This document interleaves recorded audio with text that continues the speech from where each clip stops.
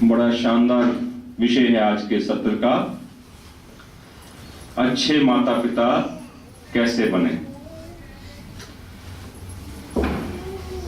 मुबारकबाद मैं देना चाहूंगा जो युवा पीढ़ी यहां उपस्थित है, जो भी माता पिता नहीं बनी, उनके लिए बहुत स्कोप है सीखने का। कहते इंसान वो होता है जो गलतियां दूसरे करते हैं उनको दोहराए ना। अगर गलतियों को हम दोहराकर हर चीज आजमाइश करना चाहेंगे तो जीवन इसी में बीत जाएगा। दूसरों की गलतियों से सीख सके। मेरे बच्चे नौजवान बैठे हैं जिनकी अभी शादी भी शायद 10-10 साल ना हो, 5-5 साल ना हो। ऐसा नहीं कि शुभकामना करूंगा शादी ना हो, लेकिन अभी उनकी एज ऐसी नहीं हुई है। लेकिन अभी से अगर भगवान शिक्षा को समझेंगे तो डेफिनेटली अगर लगातार सुनते रहेंगे तो अच्छे माता पिता वो अपने आप बन जाएंगे। ये प्रभाव ऐसे हैं। अच्छे माता पिता बहुत जरूरी है बनना भाई, क्योंकि माता पिता बनना बहुत सहज है, बहुत आसान है। लेकिन अच्छे माता पिता नहीं बने तो घरों में कोफ्त रहेगी। बच्चे ऐसा महसूस करते हैं जैसे कैद खाने में हो। ठीक है, हमने भजन गा लिए, माता पिता का प्यार अनोखा मिलता नहीं बाजार से। माता पिता जन्मदाता होते हैं, पालन करता होते हैं, रक्षा करता, शिक्षा दाता। हम इमोशनल भी हो जाते हैं इन सभाओं में बैठकर। आज सुबह सारे रो रहे थे, बहुत भावुक वातावरण बना हुआ था।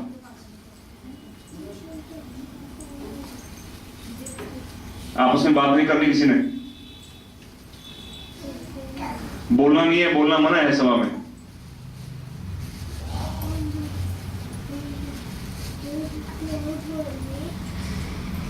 लेकिन हम अपने भजन गाए तो बड़े शानदार, बचपन को याद किया, माता पर गीत गाया।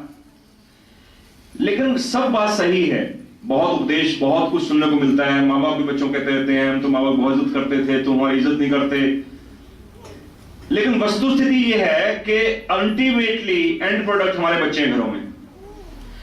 हमारे बच्चे क्या महसूस करते हैं वो बड़ा महत्वपूर्ण है, क्योंकि जब तक हम ये महसूस नहीं करते कि बच्चे क्या महसूस करते हैं, मेरा बच्चा मेरे बारे में क्या विचार रखता है, क्या मैं जानना चाहता हूं। अगर मैं जानना नहीं चाहता तो मैं अच्छा माता पिता, मैं अच्छा पिता नहीं बन सकता।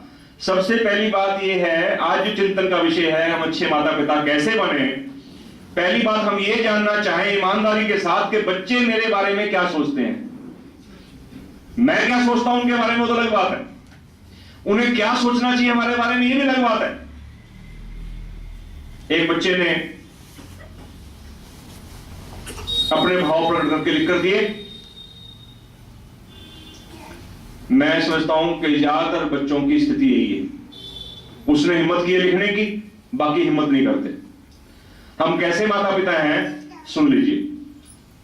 ये बहुत अच्छे घर की मैं बात बता रहा हूं, छोटे मोटे घर की नहीं। बच्चों की सोच क्या है हमारे बारे में। मुझे पढ़ के शर्म आ गई कि हम माँ बाप की इतनी तारीफ किए जा रहे हैं, कल से, कल भी करेंगे, फूलों के हार में डालेंगे। लेकिन हम जो माता पिता हैं या माता पिता बनने वाले हैं, उनको कितने बड़े आत्मविश्लेषण की जरूरत है, अंदर झांकने की कितनी जरूरत है। क्योंकि खाली सभाओं से अगर बच्चों का सम्मान होने लगेगा नहीं हो पाएगा माँ बाप का सम्मान। हमें उस काबिल भी बनना होगा। एक बड़ी अच्छी बात किसी ने कही थी, फर्स्ट डिजर्व देन डिजायर। जो चीज आप डिजर्व नहीं करते उसकी इच्छा कर रहे हैं। मैं सिर्फ इसी आधार पर कि मैंने बच्चा पैदा कर दिया अब मेरे बच्चे मेरा सम्मान करें, no, I will have to with that type of parent. वो पिता जिसको बच्चे का गर्व से सिर ऊंचा हो जाए, बताते हुए शर्म ना आए उसको। अगर मैं निश्चयी हूं जीवन में तो कहां गर्व से कहेंगे, बताते शर्म आएगी किस बाप का बेटा हूं। बच्चे क्या कहते हैं, बच्चों की सोच देखिए आप। सभी के माँ बाप चाहते हैं कि उनके बच्चे उनकी रिस्पेक्ट करें। बिल्कुल सही बात है, हम सब माता पिता चाहते हैं बच्चे हमारी रिस्पेक्ट करें। बट रिस्पेक्ट जबरदस्ती तो नहीं करवाई जा सकती। बच्चे की फिल्म देखिए, बच्चा महसूस कर रहा है कि हम कहीं ना कहीं उससे जबरदस्ती रिस्पेक्ट करवा रहे हैं। मैं मानता हूं कि माँ बाप ने हम पर बहुत उपकार किए हैं, परंतु ये बात तो बच्चा जब छोटा होता है 6-7 क्लास में, तब जाकर थोड़ा समझता है, तब समझ सकता है। इससे छोटा नहीं समझ सकता। 3 साल बच्चों क्या होता है माँ बाप के उपकार होते हैं, और उसके बाद ही वो समझने के योग्य होता है। मुझे समझ नहीं आता कि माँ बाप कहते हैं कि दोस्तों के साथ घूमने जाना गलत है, फिर ट्यूशन पढ़ने के लिए क्यों भेजते हैं?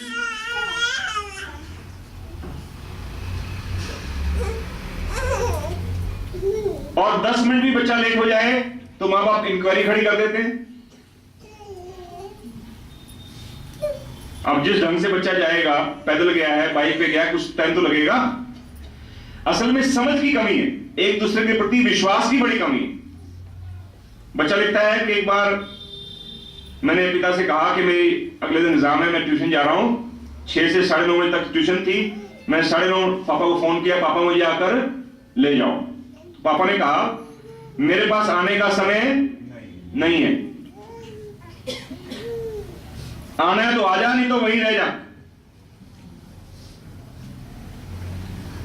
इसे सुनकर मुझे बहुत दुख हुआ। अब मुझे बताएं कि ऐसा सुनकर कौन माँ बाप की रिस्पेक्ट कर सकता है?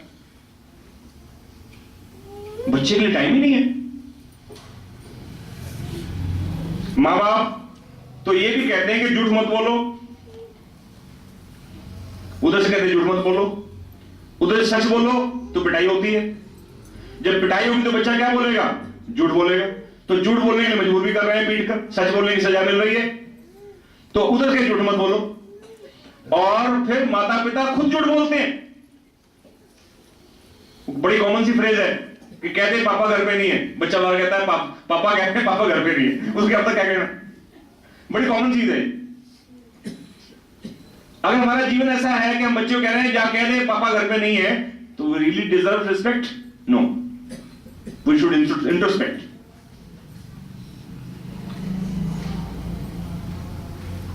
स्कूलों में यही हाल है कि स्कूलों में जैसा कि बताया जा रहा था, माननीय पीसी गुप्ता बता रहे थे कि टीचर्स की निगाह बच्चों की जेब पर ज्यादा है, माँ बाप की जेब पर प्रैक्टिकली।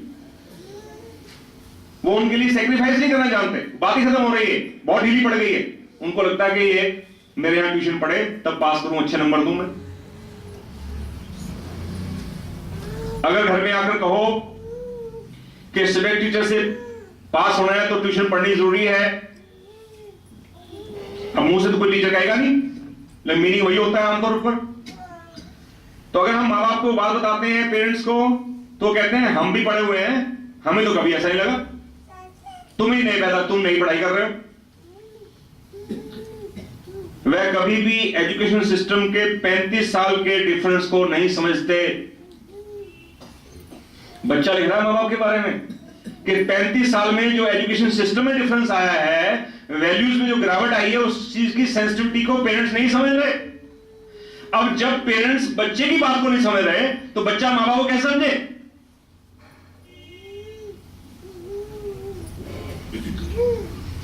मैं मानता हूं कि मारना डांटना उनका राइट है, बट क्या उनका फर्ज नहीं बनता कि एक बार बच्चे से उसकी गलती का कारण पूछें? अगेन क्वेश्चन मार्क कि मार पिटाई क्या राइट है? Question mark. वो आता है आजकल सीरियल आ रहा है चिड़ियाघर, मैं बहुत ही देखा, लेकिन मैं एक दो बार थोड़ा देखा, उसमें है वो कॉमा फुल स्टॉप डॉट, हर बात बोलते ऐसे बोलता है। मैं मानता हूं डांटना मारना उनका राइट है, लेकिन फर्ज भी तो है कि वो बच्चे से पूछे गलती का कारण क्या है। अगर घर में कोई रूल है तो सिर्फ बच्चों के लिए नहीं, सबके लिए होना चाहिए। ये कौन कह रहा है? एक बच्चा कह रहा है कि rule should be for all. अगर ठीक टाइम सो जाओ, अब पिता मतलब 12:30 बजे जा रहे हैं, हमें कहते हैं ठीक टाइम सो जाओ, टीवी मत देखो, पढ़ाई करो, तो अपना टीवी बंद करोगे। Rule should be for all. जैसे मम्मा को कभी समझाऊं तो कहती है पापा में थोड़ी सी ईगो है, थोड़ी सी ईगो को सुन लिया करो, उनकी झेल जाया करो। क्या ये सही है? अगर ईगो गलत है तो वो ईगो सबके लिए गलत है। क्या वो ईगो सिर्फ बच्चों के लिए गलत है? Question mark.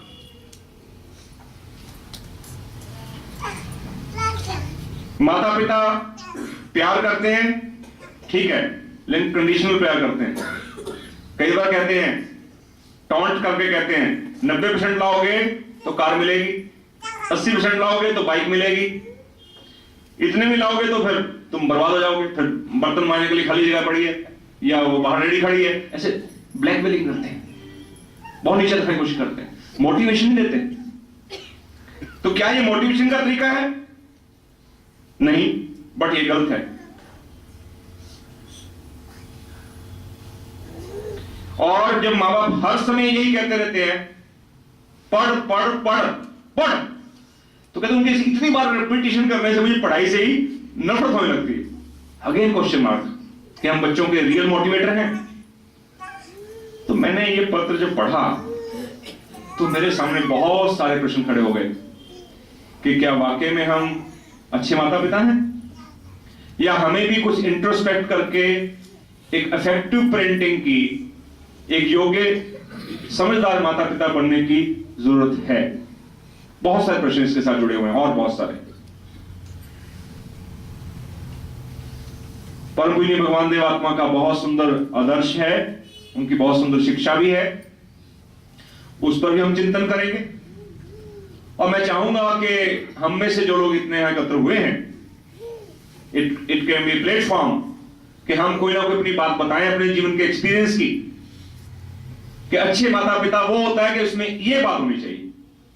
बताएं बारी बारी, जितने को टाइम मिल सके। इससे पहले कि मैं औरों को निमंत्रण करूं, कुछ अपना बयान भी इस पक्ष में रखूं कि क्या होना चाहिए। मैंने बिंदु तो बहुत सारे छेड़ दिए, इनका जवाब भी है। इस बीच में मेरे बहुत अजीज और कीमती नौजवान साथी कुरुक्षेत्र से आए हैं, विनोद फुटेला जी। मैं उनसे निवेदन करूंगा कि वो अपना इस विषय में विचार, अपने भाव रखें, शायद हम उससे कुछ लाभान्वित हो सकें। आइए विनोद जी, शुभ हो आपका।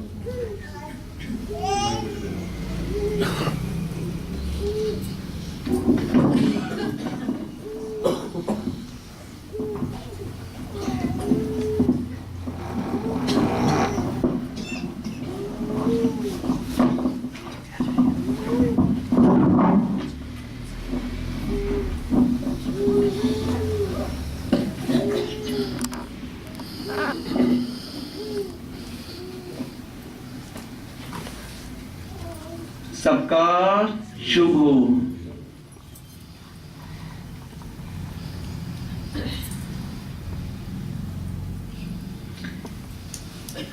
अभी 1 से 1.5 महीना पहले दिल्ली में एक कांड हुआ, सब लोग शायद जानते होंगे। एक मासूम सी लड़की और 4 लड़के, हैवान नहीं कहूंगा यहाँ, लड़के ही कहूंगा। लड़के और हैवान में बड़ा फर्क है, ये हम नतीजा इसका बाद में निकालेंगे, वो लड़के थे या हैवान थे।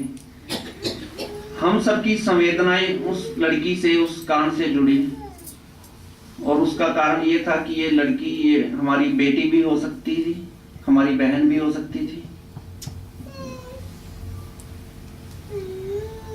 और इसके बाद हम क्या क्या सजाएं सोच रहे हैं उनको मिलनी चाहिए, क्या क्या होना चाहिए, उन लड़कियों के ऊपर शायद क्या क्या बंदिशें लगा रहे होंगे। बहुतों ने शायद ट्यूशन बंद करवा दी हो बहनों बेटियों की अपनी, शायद शादी के बारे में विचार करने लगे हो कि अब इसकी शादी कर दें। एक ऐसा हमने क्या परसीव किया कि उस लड़की से हमारी भावनाएं जुड़ी हैं, वो हमारी बेटी बहन हो सकती थी, और हो सकता है फ्यूचर में कभी ऐसा परमात्मा ना करे किसी के साथ भी हो सकता है। लेकिन इसका एक और पहलू है, वो जो 4 लड़के थे वो भी तो हमारे घरों में से थे, हमारे समाज का ही तो हिस्सा थे। ये काम होने से 1 घंटा पहले तो हमारे परिवार, हमारे समाज का हिस्सा थे। हमने इसके एक कांड होने के बाद उनको समाज से निकाल दिया। उसको माँ बाप भी शायद उनको निकाल चुके कि इन लड़कों को, जो भी उन लड़कों के माँ बाप रहे, क्या इन 4 को ठीक नहीं किया जा सकता था? उन 4 ने ऐसा किया। कहीं ना कहीं हमारा समाज है, हम समाज का भी हिस्सा है, या हमारे उनके माँ बाप की कहीं ना कहीं परवरिश में कमी रही।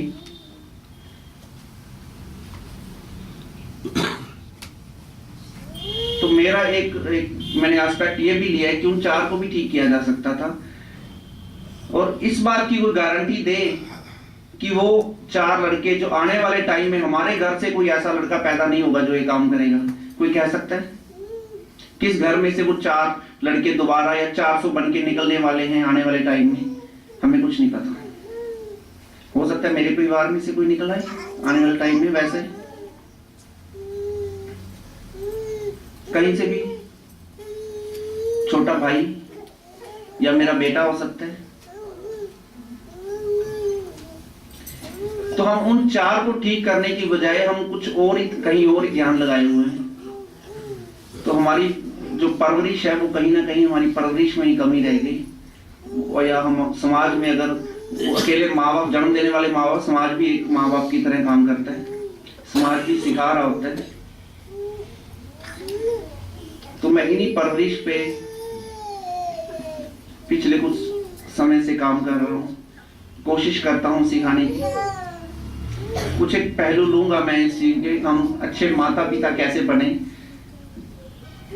बड़ा मुश्किल था मेरे लिए टॉपिक, और ये स्टेज बहुत बड़ा है, मेरे लिए प्लेटफॉर्म बहुत बड़ा है, लेकिन कोशिश करूंगा समझा पाऊँ, सिखा पाऊँ। जो कुछ भी मेरे एक्सपीरियंस हैं, रेफरेंसेस हैं, जो कुछ मैंने सीखा है, बड़े बुजुर्गों से सीखा है।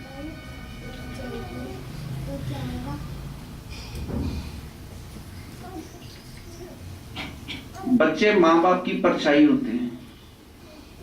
बच्चों से मिलकर, उनको देखकर, उनको समझकर हम उनके माँ बाप के बारे में अच्छे से आइडिया लगा सकते हैं। अभी कुछ टाइम पहले मैं गांव में, मेरे मामा जी के गांव में गया, बहुत कम जाता हूँ। तो मेरे मामा जी मेरे को बोलते हैं जब मैं उनके घर बैठा, विनोद तेरे को मैं खेत दिखा के लाऊं, खेत घुमा के लाऊं, जो भी था। मैं शहर में पला बड़ा हूँ, खेतों में बहुत कम जाता हूँ। और मैंने उस दिन मैं कुछ थका, मैं कहा मामा जी बस मैं नहीं गया। मैंने उनको मना कर दिया, इच्छा नहीं थी, शौक नहीं है। कहते नहीं तेरे को खेत दिखाता हूँ, या जो भी उन्होंने मेरे को अपनी तरफ से उन्होंने इन्वाइट किया, मैं तो खेत दिखा के लाता हूँ। मैं कहा मामा जी रहने दीजिए, रात को आप खाने की जो थाली मेरे सामने रखेंगे, आपके मामी जी रखेंगे मेरे, उस थाली में मैं आपके खेत सारे देख लूंगा, क्या क्या आपके खेत में है। उस थाली में सारा कुछ समझ आ जाएगा, जो भी आपकी सब्जियां हैं या फल हैं। तो वो थाली जो है वो बच्चे हैं, और वो खेत जो है वो माँ बाप है। थाली देख के हम अंदाजा लगा लेंगे, समझ लेंगे कि उन खेतों में क्या है, या फिर बच्चे को देख के हम उनके माँ बाप के बारे में अंदाजा लगा सकते हैं। परवरिश की बात करूं, एक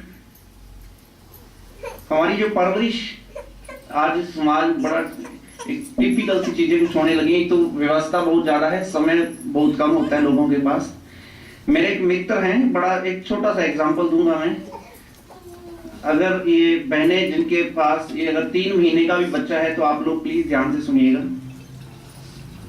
3 महीने तक के बच्चे के लिए भी है, उनकी माँ के लिए, पिता के लिए है। बड़ा अच्छा मित्र मेरा अजय, अच्छी कंपनी, अच्छी पोस्ट पे काम कर रहा है।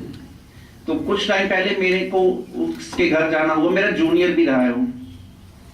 हम दोनों ने एक शादी में जाना था, किसी प्रोग्राम अटेंड करना था।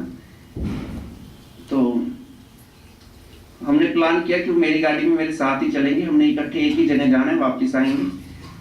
तो हमारी भाभी जी हैं जो, वो तैयार होने लग गई। अभी वो तैयार हो रही थी, वो 10 मिनट बाद दूध की शीशी जो होती है वो उसमें चीनी शायद घोल रही होंगी, और वो आती है, अजय को बुलाती है, इशारा किया, अजय बाहर चला गया। तो 2 मिनट बाद अजय आके बोलता है विनोद तू निकल, हमें थोड़ा टाइम लगेगा। मैं 15-20 मिनट से वहां बैठा था, प्लान कर रहे थे, हमें इकट्ठे जाना है। मैंने कहा ऐसा क्या हो गया भाई, अभी तक तो इकट्ठे चलना था, अभी एकदम से तुम्हारा प्रोग्राम कैसे चेंज हो गया? कहता नहीं छोड़, तू ऐसा निकल, मेरे को थोड़ा टाइम लगेगा, हम दोनों बाद में आएंगे, बाद में अपनी गाड़ी पे आ जाएंगे। बड़ा मेरे को गिल्टी सा फील हुआ, कुछ शायद मैंने गुनाह कर दिया या कोई गलती हो गई। अब वो जूनियर है, दोनों मेरे जूनियर रहा है। तो मैंने उससे फ्रेंडली पूछा, मैं बात क्या है, थोड़ा रोबीले अंदाज में, क्या बात है, ऐसा क्या हो गया 2 मिनट में? अजय का जवाब सुनिएगा। अजय बोलता है विनोद तू जाएगा, हम इस दरवाजे को चिटकनी लगाएंगे, बंद करेंगे, म्यूजिक ऑन करेंगे, हम दोनों हस्बैंड वाइफ डांस करेंगे तो वो बच्चा दूध पिएगा।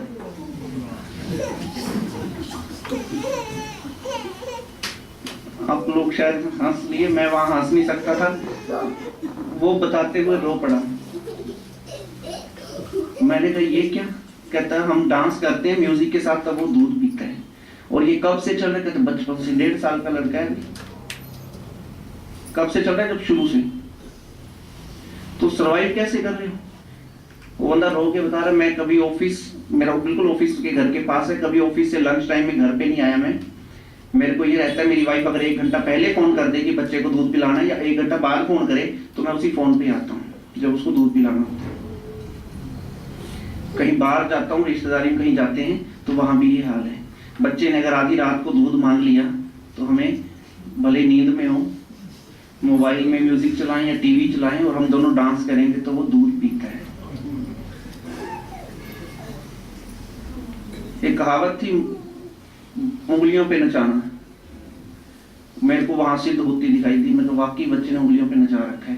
पहली बार तो शायद उन्होंने मजे लेने के लिए डांस किया था, शायद उनको रस मिल रहा था, आनंद आ रहा था, लेकिन बच्चा उस चीज का एंकर हो गया, कंडीशनिंग ऐसी हो गई, अब वो दूध पिएगा। कुछ बच्चे सोते हुए ही दूध पीते हैं। मैं और एग्जांपल लेता हूँ, कुछ बच्चे टीवी देखते ही दूध पीते हैं, देखते देखते पीते हैं, ऐसे नहीं पिएंगे। तो इस तरह की कंडीशनिंग हो चुकी है। और वो बंदा रो पड़ा, रो के वो अपना हाल बयान कर रहा था। उसके जीवन कैसे कैसे वो जीवन जी रहे होंगे, मेरे लिए तो बड़ा ताज्जुब, मैं हैरान हो गया। आधी रात को बच्चे ने दूध मांग लिया और आप नींद में हैं, कैसे नाचना बहुत मुश्किल है, उठना ही बहुत मुश्किल है। तो ऐसे ऐसे काम हुए हुए हैं। ये शायद अभी तो मजाक का विषय हो, लेकिन उसको दिन को देख के तो मेरे को हंसी नहीं आ रही थी। उसमें हंसी, सामने वाले को रोते देख के हमें हंसी तो आने का सवाल नहीं पैदा होता।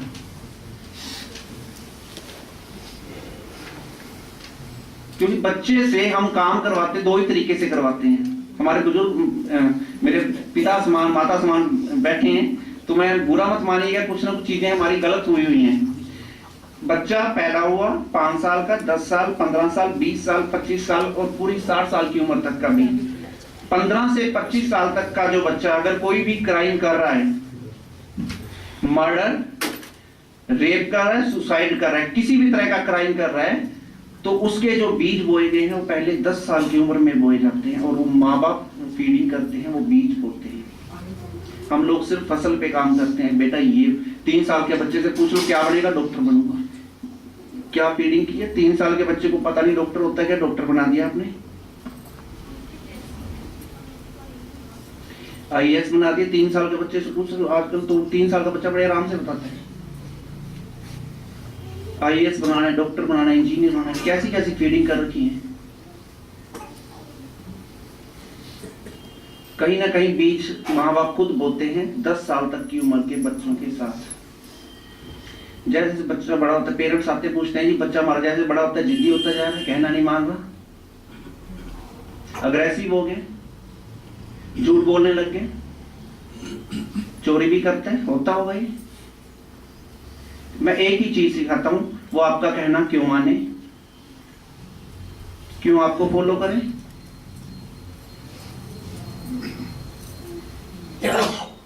भाइयों से विनती है, खास तौर पे आप लोगों के लिए, क्यों आपकी बात को माने वो? अब माँ बाप है इसलिए।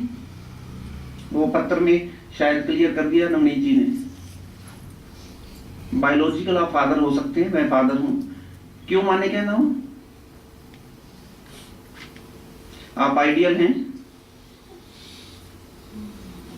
हम हमेशा बच्चों पे थोपते हैं। 2 ही तरीके से काम लेते हैं, या तो डराकर ये कर, नहीं तो ये कर हो जाएगा, और या लोभ से ये कर लेगा तो बेटा ये मिलेगा। ये 2 ही तरीकों से माँ बाप के पास 2 ही हथियार है काम करवाने के, या तो डराएंगे या लोभ देंगे, लालच देंगे। क्यों कहना माने वो? अपने तजर्बा है मेरा, कुछ रिसर्च है। बच्चे का पहला हीरो, जिसको आइडियल कह देते हैं हम लोग, वो फादर होता है। First hero. स्कूल में बच्चा जाता है, बात करता है, मेरा फादर ये कर सकता है, मेरा फादर वो कर सकता है। हम भी स्कूल में गए होंगे, ये बातें करते थे। और लड़की का पहला प्यार उसका फादर होता है। फादर्स की रिस्पॉन्सिबिलिटी पे आ रहा हूं पहले मैं। पहला प्यार फादर होता है, और वो लहजा क्या है फादर वाले लव का, प्यार का, उसको किस अंदाज में आप लें, फादर वाले अंदाज में। पिता भी एक सबसे, लड़की को जो पहला प्यार होगा वो फादर होगा। किसी किताब में नहीं लिखा था, ये मेरे को अपने घर में एक्सपीरियंस किया। क्योंकि बच्चों को हम उनके सवालों का जवाब, जब बच्चे सवाल करते हैं, ज्यादातर पेरेंट्स इग्नोर करते हैं। बेटा इलॉजिकल क्वेश्चन पूछता है, मेरा इसको छोड़, तेरे मतलब की बात नहीं है, बड़ा होकर सीख जाएगा। बच्चों के सवालों का जवाब दें। जब बच्चा एक सवाल करता है तो उसके दिल दिमाग में एक स्पेस खाली हो जाता है उस जवाब के लिए, और आप जवाब नहीं देंगे तो वो बच्चा बाहर से जवाब ढूंढेगा।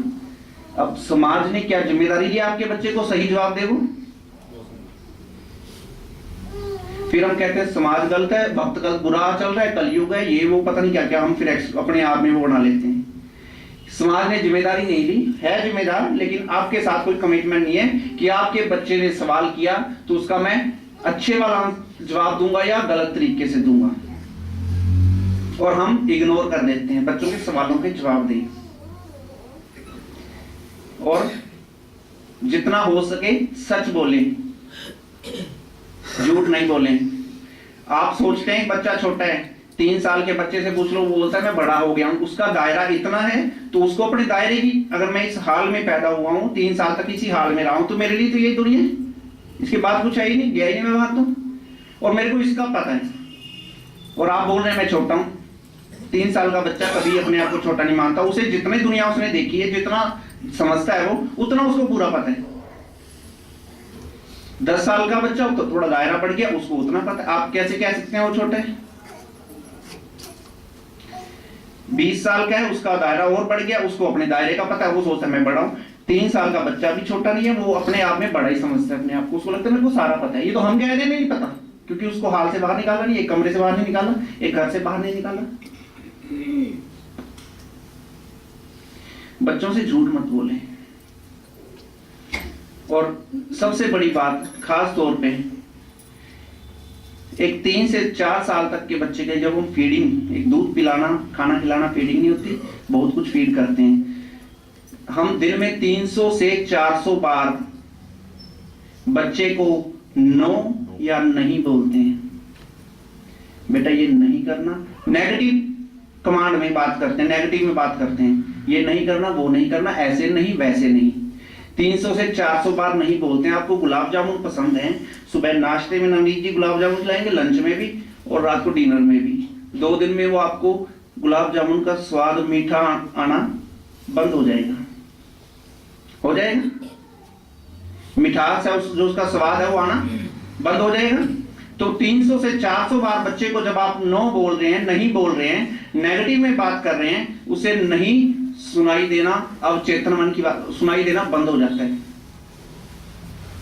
उसको सुनाई देना ही बंद हो जाता है, स्वाद आना ही बंद हो जाता है। नहीं नहीं, क्योंकि 300-400 बार नहीं बोला।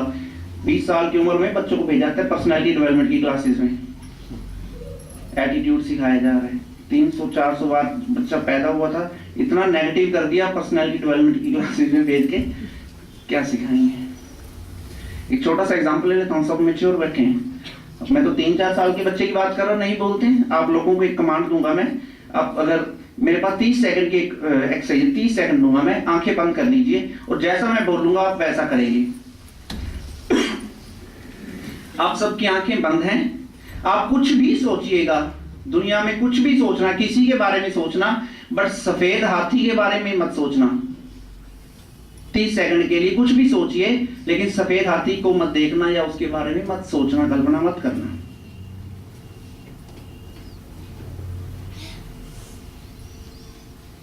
यस, आंखें खोल लीजिए। क्या सोच रहे थे, क्या दिमाग में? मैंने आपको क्या कमांड दी थी, क्या कमांड दी बेटा? सफेद हाथी के बारे में मैंने ये कमांड नहीं दी थी, मैंने आपको ये कमांड दी थी। अब ध्यान से सुनिए, मैंने आपको कमांड दी थी सफेद हाथी के बारे में सोचना, और आप वही सोच रहे थे, क्योंकि नहीं सुनाई देना, आपको भी सुनाई देना। आप बच्चे को बोलो बेटा कुछ भी करना, घर में किचन में कुछ भी तोड़ फोड़ करना, टीवी तोड़ देना, कुछ भी करना, बट एक ये गिलास पड़ा इसको मत खोल के देखना। सबसे पहले क्या करेगा? क्योंकि आप नहीं तो सुनाई नहीं दे रहा उसको, आप बोल रहे हैं उसी बेटा गिलास को उठा के देखना, नहीं सुनाई देना, बंद हो गया हमारे कौन ऊपर से चल। और हम बात बच्चों के साथ नेगेटिव में करते हैं, कभी नेगेटिव में बात मत करें। जो बच्चे से करवाना है वो बोलिए, बेटा ये करना, बिसाइड इसके ये मत बोलना बेटा ये नहीं करना, वो वही करेगा।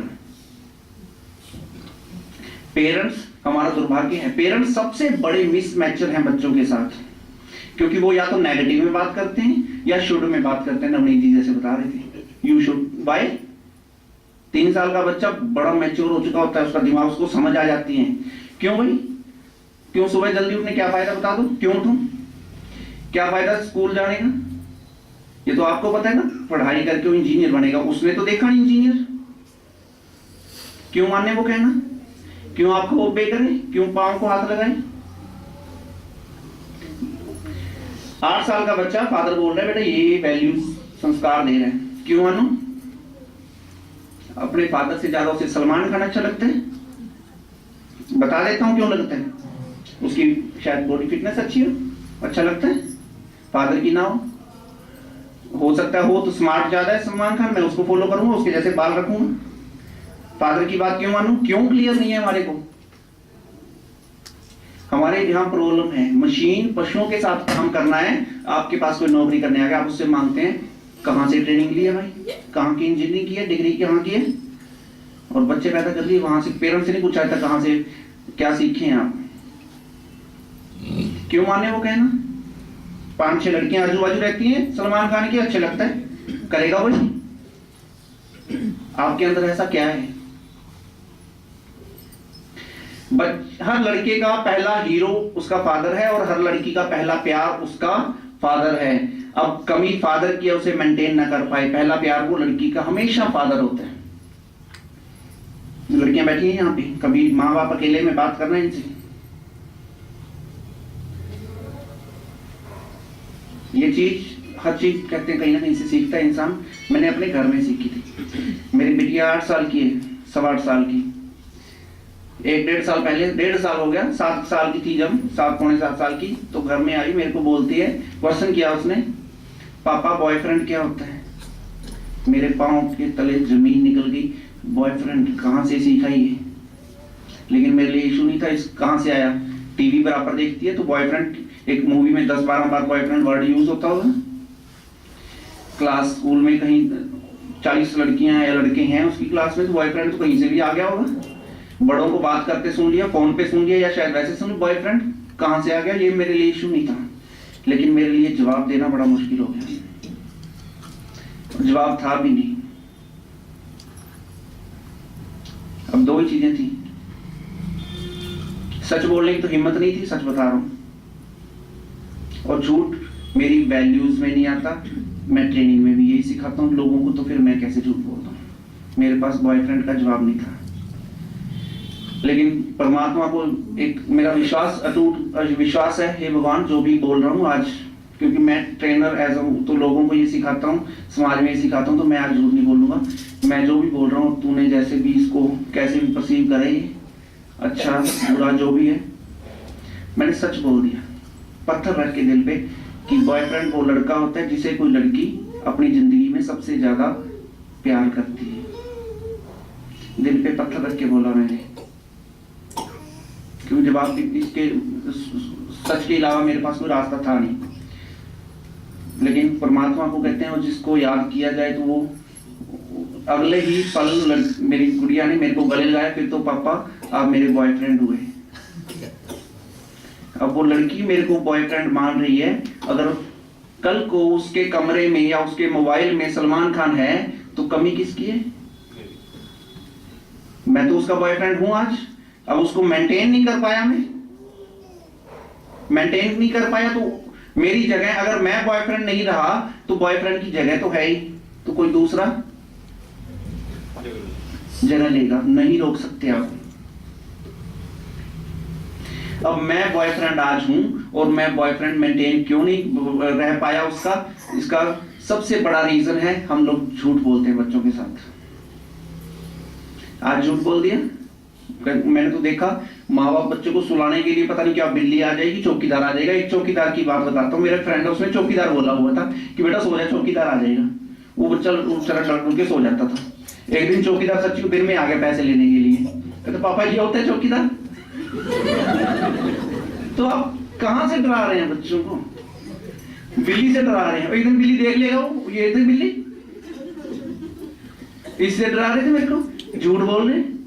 जिस दिन आप झूठ बोलते हैं उस दिन शायद बच्चे को नहीं पता, जिस दिन वो थोड़ा सा उसका दायरा बढ़ेगा, जिस दिन उसको आपका झूठ पकड़ा गया, उसको पता लग जाएगा मेरे फादर झूठे हैं।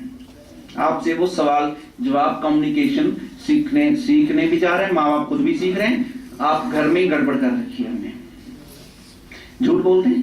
और 3 से 3.5 साल का बच्चा इतना समझदार, इतना स्मार्ट हो जाता है कि आपके हर झूठ को पकड़ता है, बोलता नहीं है क्योंकि उसकी वैल्यूज में नहीं आया। पापा को तो पापा बोलना है और जी भी लगाना है, तू करके बात नहीं कर सकता, लेकिन वो झूठ पकड़ता है।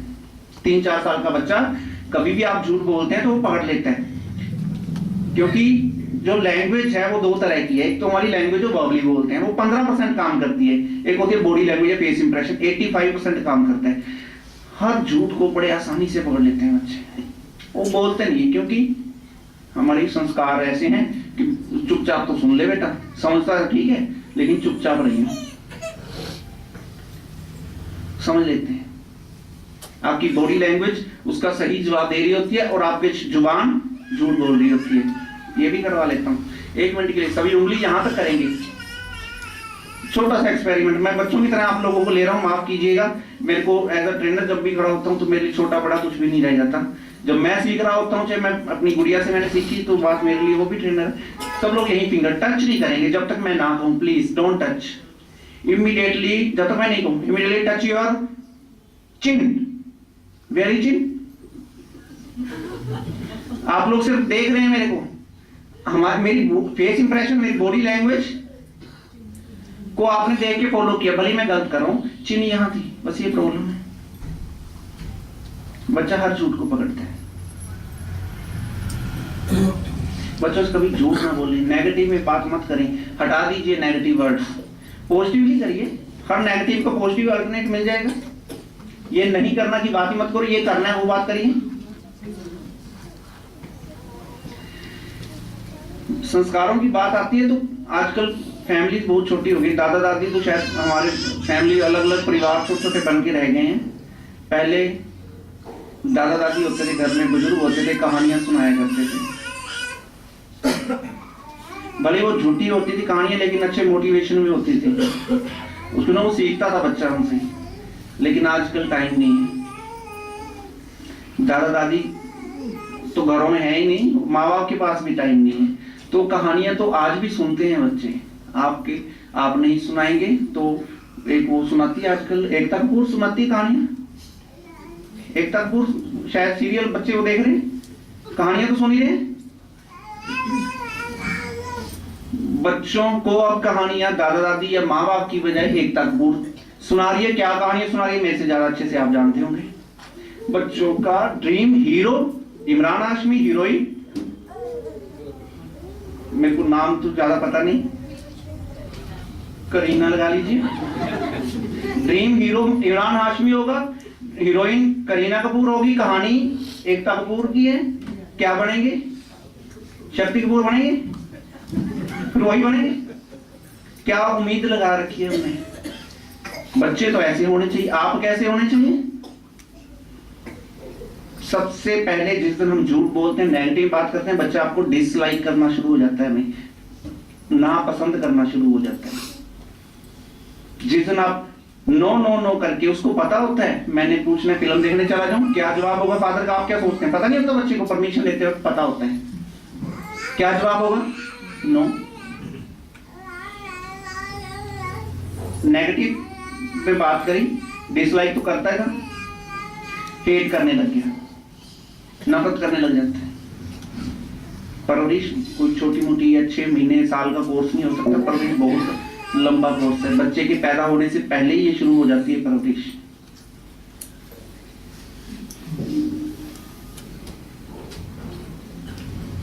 नापसंद करता था, फिर हेट करने लग गया, अंत तक आते आते रिवेंज में आ जाता है। रिवेंज में जब आता है तो आप कुछ भी बोलना उल्टा करेगा। इंटेंशन चाहते हैं बच्चे, मैं अच्छा इंजीनियर नहीं हूं ताकि लोग मेरे को अगर देखें पसंद करें, मेरी अच्छी बॉडी नहीं है जिससे लोग देखें, मेरे पास कोई मैं स्टंट करने नहीं आते मेरे को, कुछ तो ऐसा करूंगा लोग मेरी तरफ देखें। तो क्या करूंगा, सिर फोड़ूंगा किसी का, मेरे कुछ तो है ही ना। पढ़ाई में अच्छा नहीं हूं मैं, खेलों में अच्छा नहीं हूं, कुछ ना। इंटेंशन तो intention seeking is a good very very very big problem. Intention, कुछ बच्चे 6 महीने के बाद तक तो 6 महीने तक तो बच्चा शायद बेड या बिस्तर गीला करता है, लेकिन उसके बाद नहीं करता। शायद कई बार ऐसा होता है, लेकिन कई बार ऐसा देखा गया बच्चा 2.5-3 साल की उम्र में दोबारा बिस्तर गीला करने लग जाता है। कहीं कोई जवाब नहीं है इसका, मैं आपको बड़ा बताता हूँ, एक्सप्लेन करता हूँ। घर में पहला बच्चा जब आता है माँ बाप बड़ी केयर करते हैं। जब दूसरा बच्चा आ जाता है तो थोड़ा सा बड़े की तरफ से ध्यान हटके छोटे पे आ जाता है। उस बड़े को लग रहा होता है, ऐसा होता नहीं है, सर लग रहा होता है, और वो चाहता है कि माँ बाप मेरे को गोदी उठाए, वो प्यार करे, जेलस नहीं आ जाता है वो भी।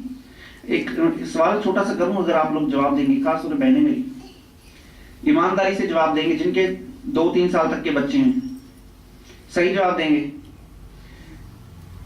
बच्चे को गोदी आजकल तो कम उठाते हैं शायद पहले के मुकाबले, जितना पहले टाइम होता था, या टाइम क्या पहले बच्चे ज्यादा होते थे फिर भी गोदी मिल जाती थी, आजकल कम मिलती है। आजकल पालने आ गए या कुछ और बड़े मेड, हाँ कुछ इस तरह के हैं। हम बच्चे को जब गोदी उठाते हैं, खास तौर पे ज्यादातर कब उठाते हैं, बस ये बता दीजिए, जब बच्चा रो रहा होता है या हंस रहा होता है? रो रहा होता है, सही ईमानदारी से बताइएगा। नहीं, ज्यादातर बच्चा बैठा है जी, आप काम लगे हुए हैं, टाइम नहीं है गोदी उठाने का, और बच्चा हंस रहा है तो उठाएंगे, या बच्चा रो रहा है तो काम छोड़ के तब उठाएंगे। कब उठाएंगे? ज्यादातर बच्चे के जीवन में बड़े अच्छे अच्छे बीज बोते हैं हम, कि जब बच्चा रो रहा होता है गोदी उठाते हैं। कभी मत उठाइए बच्चे को जब वो बच्चा रो रहा है। साइंस की भाषा में, विज्ञान की थोड़ी मैं उसमें आ जाता हूं, जब बच्चा रो रहा होता है उसका कॉन्फिडेंस 0 होता है, और जब हंस रहे होते हैं बड़े खुश होते हैं, पीक पे होता है कॉन्फिडेंस। अभी सभी मैच्योर हैं, आप अपने अपने फादर का सबसे अच्छे कब लगे आपको फादर, आपको गर्व हुआ हो, आप आंखें बंद करके इमेजिन करिएगा, सिर्फ एक चेहरा वो याद आएगा जब आपके फादर खुश थे हंसते हुए। आपको वही चेहरा याद आएगा जिस दिन जीवन में आप अच्छा मतलब देखने की कोशिश कर रहे हो। तो हम बच्चे को रोते हुए को गोदी उठाते हैं जब बच्चा कॉन्फिडेंस इसका 0 होता है। थोड़ा विज्ञान की भाषा, लेकिन कोशिश करूंगा मैं समझा दूं।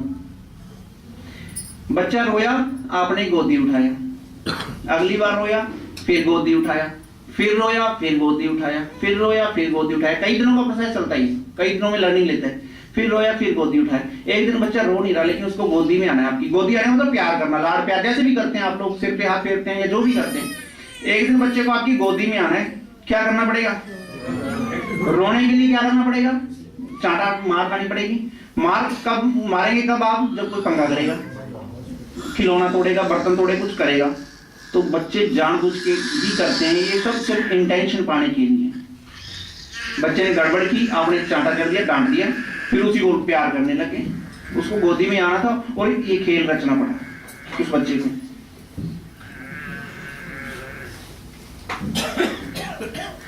कभी भी रोते हुए बच्चे को, जब उसका कॉन्फिडेंस 0 है, उसको अपनी शक्ल मत दिखाइए। खास तौर पर मेरी बहनें, कभी भी शक्ल मत दिखाएं, उसे इग्नोर करें और ढंग से बात मत करें। जब वो आपका बिगड़ा हुआ रूप देखता है, उसको पता मैं रोता हूं तो माँ बिगड़ जाती है, रोता हूं तो बिगड़ जाती है। कोई भी बच्चा चाहेगा मेरी माँ मेरे से बिगड़ जाए या मुझ ढंग से बात ना करे। जब बच्चा खुश हो, पूरा जोश में हो, तब उसे गोदी उठाए।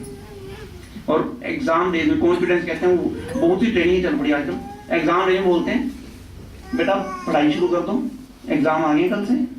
बच्चे को प्रेशर तो ऑलरेडी है, वो पता है उसको पेपर है मेरा, ऊपर से हमने बोलकर कॉन्फिडेंस उसका उल्टा कर देना। इसका बेटा एग्जाम देने जा, मस्त करके आइयो, पर तू जैसे ही आ जाएगा ना, जैसा भी कराइयो फिर हम लेने चलेंगे। क्या होगा, नॉलेज तो नहीं बदलेगी, ना तो आपके ये कहने से पढ़ ले और ना खेलने से या उसको ना कहने से, नॉलेज तो उतनी रहेगी, सिर्फ कॉन्फिडेंस का ही फर्क आ जाएगा। फिर हम लेने चलेंगे, बेटा बस करा पेपर। मुक्ति की बात करते हैं ज्यादातर हम, मुक्ति से बड़ा ज्यादातर तो मुक्ति क्या होती है, डिलीवरेंस बोलते हैं, मुक्ति मोक्ष हम थोड़ा उसमें आ जाते हैं, लेकिन बच्चों को तो नहीं पता ना मुक्ति। लेकिन बच्चों को देख लेना मुक्ति किसे कहते हैं पता लग जाएगा जब वो लास्ट एग्जाम दे के आते हैं घर पे और बैग उठा के फेंकते हैं। अब 1 महीना मुक्ति तो उनको उनका चेहरा देख लेना, हाँ उनसे देख लेना, वो मुक्ति वाले बेचारे वो अपने वो बहुत अच्छे से एक्सप्लेन कर देंगे। सारी गड़बड़ कर रखी है हमने, कई जगह कर रखी है। नलायक बोलते हैं बच्चों को, कितने पेरेंट्स हैं नलायक बोलते हैं, निकम्मा, नलायक या कुछ डपड़ कुछ ऐसे बड़े अच्छे शब्द हैं।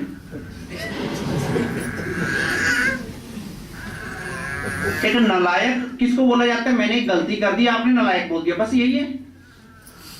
मैंने एक काम को गलत कर दिया, शायद गलत तरीके से करा या वो गलत हो गया मेरे से, जानबूझ के तो करेगा ना, वो हो गया तो हमने उसको क्या बोला, नलायक। बस सिंपल सी कमांड बोल, नलायक या बेवकूफ या जो भी पता नहीं क्या कुछ बोलते हैं। देखिए अब मैं 2 शब्द ले रहा हूँ, एक ग्रामर मेरा कई तरह से है। आई हैव ए कार, मेरे पास एक कार है, समझ गया। अब मैं थोड़ा इसको बोल, मैं एक कार हूं, दोनों में से कौन सा ठीक है, मेरे पास एक कार है, तो इसका मतलब ये तो नहीं मैं कार हो गया, मैंने एक गलती की, इसका मतलब ये तो नहीं मैं निकम्मा हूं। शब्दों का ही बदल सिर्फ हेर फेर है। मैं कार हूं या मेरे पास एक कार है, मैं एक कार हूं तो मैं अपने आप को कार बिल्कुल जोड़ लिया, या मेरे पास एक कार है, हाँ है, मैंने गलती की है, उसमें सुधरने का मेरे पास एक रास्ता है, गुंजाइश है कि मैं वो अगली गलती नहीं करूंगा। और मैं गलत हूं तो इसका मतलब यार बच्चे को बोलते तू गलत है, तो गलत उसने आपने उसके अंदर ऐसी फीडिंग कर दी, वो गलत उसको गलत बना दिया, जोड़ दिया, और वो गड़बड़ आगे से वो हर गलती को हर काम को गलत ही करेगा, क्योंकि टैग तो आपने दे दिया। किसी को कुछ भी बनाना है, अपने बच्चे को कुछ भी बनाना हो तो उसको बोलना शुरू कर दीजिए, वो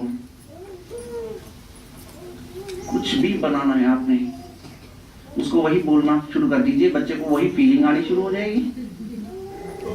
स्पोर्ट्समैन बनाना चाहते बोलो तंदुरुस्त, क्रिकेट खेलता है बोलिए, इंजीनियरिंग करने जाता है जिस दिन बच्चा फर्स्ट ईयर में, उस दिन इंजीनियर ले लेता है अपने नाम के आगे, इंजीनियर बोलना शुरू कर दीजिए 10वीं तक के बच्चे को। अगर इंजीनियर बच्चे पर देखिए क्या बनना चाहता है वो, तो उसको फीलिंग आ जाएगी, फीलिंग जब आएगी तो धीरे धीरे उसके अंदर वो चीजें डेवलप होनी शुरू हो जाएंगी।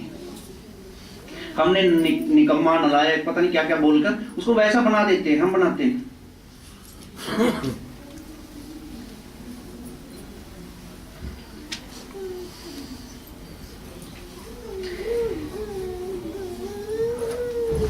बुरा मत मानिएगा, एक और चीज है, मैं खुद भी एक फादर हूं।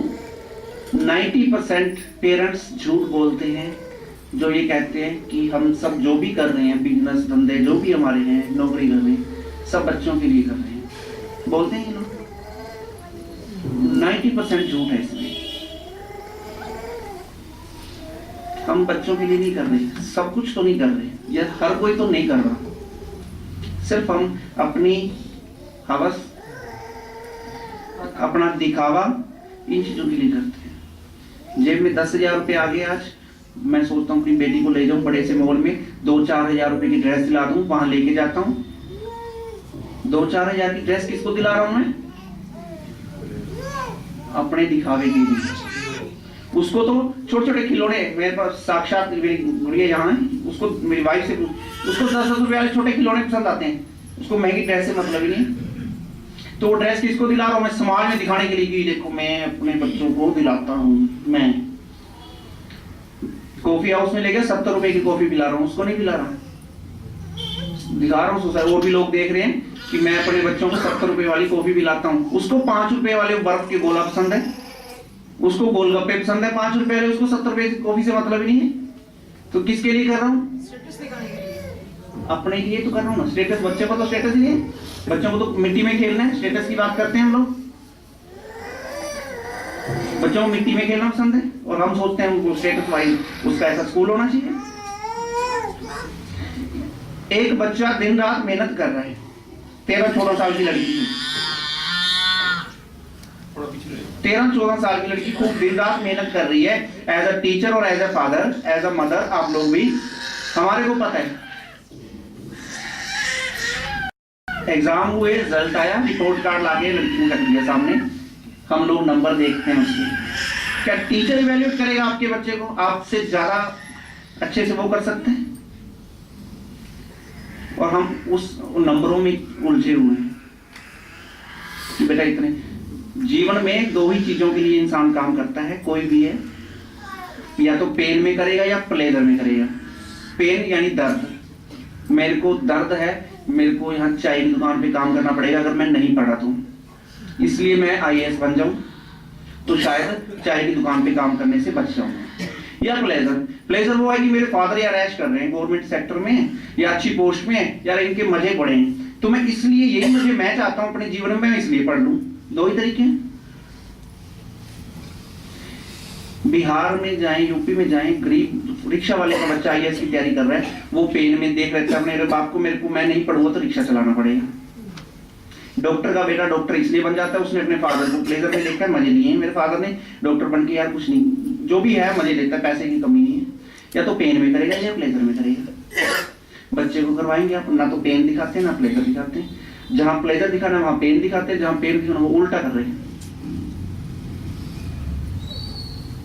IAS बनाना है, डॉक्टर, IIT, पता नहीं क्या क्या बोल रहे हैं। और गोल है ये बच्चे गोल बताए जाते हैं। गोल क्या है? What is your goal in life? IIT या जो भी IAS, ये गोल नहीं है, ये प्रोसेस है। ये प्रोसेस रखिए। गोल कैसे हो गई? हमने गोल जो होता है वो बड़ी चीज होती है, प्रोसेस होता है यार चलना है, पहुंच जाऊंगा कैसे ना कैसे। अगर आपने करवानी तो सिर्फ प्रोसेस में रखिए। कोई बच्चा 4 साल की इंजीनियरिंग, 4 साल की होती है, 4 साल की इंजीनियरिंग 4 साल मेहनत करने के लिए राजी नहीं है, अगले 40 साल में देख लेंगे, कहता हो जाएगा जो भी देखी जाएगी। वो 40 साल के लिए तैयार है लेकिन 4 साल नहीं मेहनत करना चाहता। 4 साल मेहनत नहीं करना चाहता, अगले 40 साल हम देख लेंगे। उसका बता देता हूं कारण, क्योंकि 4 साल को तो हमने, माँ बाप ने और टीचर्स ने 4 साल तो होलसेल में दिखा दिए, और 40 साल उसको मूवमेंट्स लग रहे हैं, देखी जाएगी जैसे दुनिया में भी कर। सिर्फ ये फर्क है, 4 साल होलसेल में दिखा देते हैं इंजीनियरिंग, उसको लगता है छोड़ यार ये 40 साल देख लेंगे जो हुआ, और वो 4 साल मेहनत नहीं करता, 40 साल के लिए तैयार है। वो हो गया, हाथी को खाना है 1 एलिफेंट होल टाइम या होल एलिफेंट 1 टाइम, हम वो बस गड़बड़ है, उल्टा कर रखा है। 4 साल को छोटा कर दीजिए, 40 साल बड़े हैं उनको बड़े दिखाइए, और हमेशा उल्टा करते हैं। कितना जोर, 10वीं बच्चा हो, इंजीनियरिंग करनी है, ये होगा, IIT पता नहीं क्या कुछ कर दिया, वो 4 साल को इतना बड़ा ले लेता है यार, ये तो मुश्किल है, 40 साल देख लेंगे। दुनिया नहीं करती, यही होता है। 4 साल मेहनत नहीं करता, 40 साल के लिए तैयार है।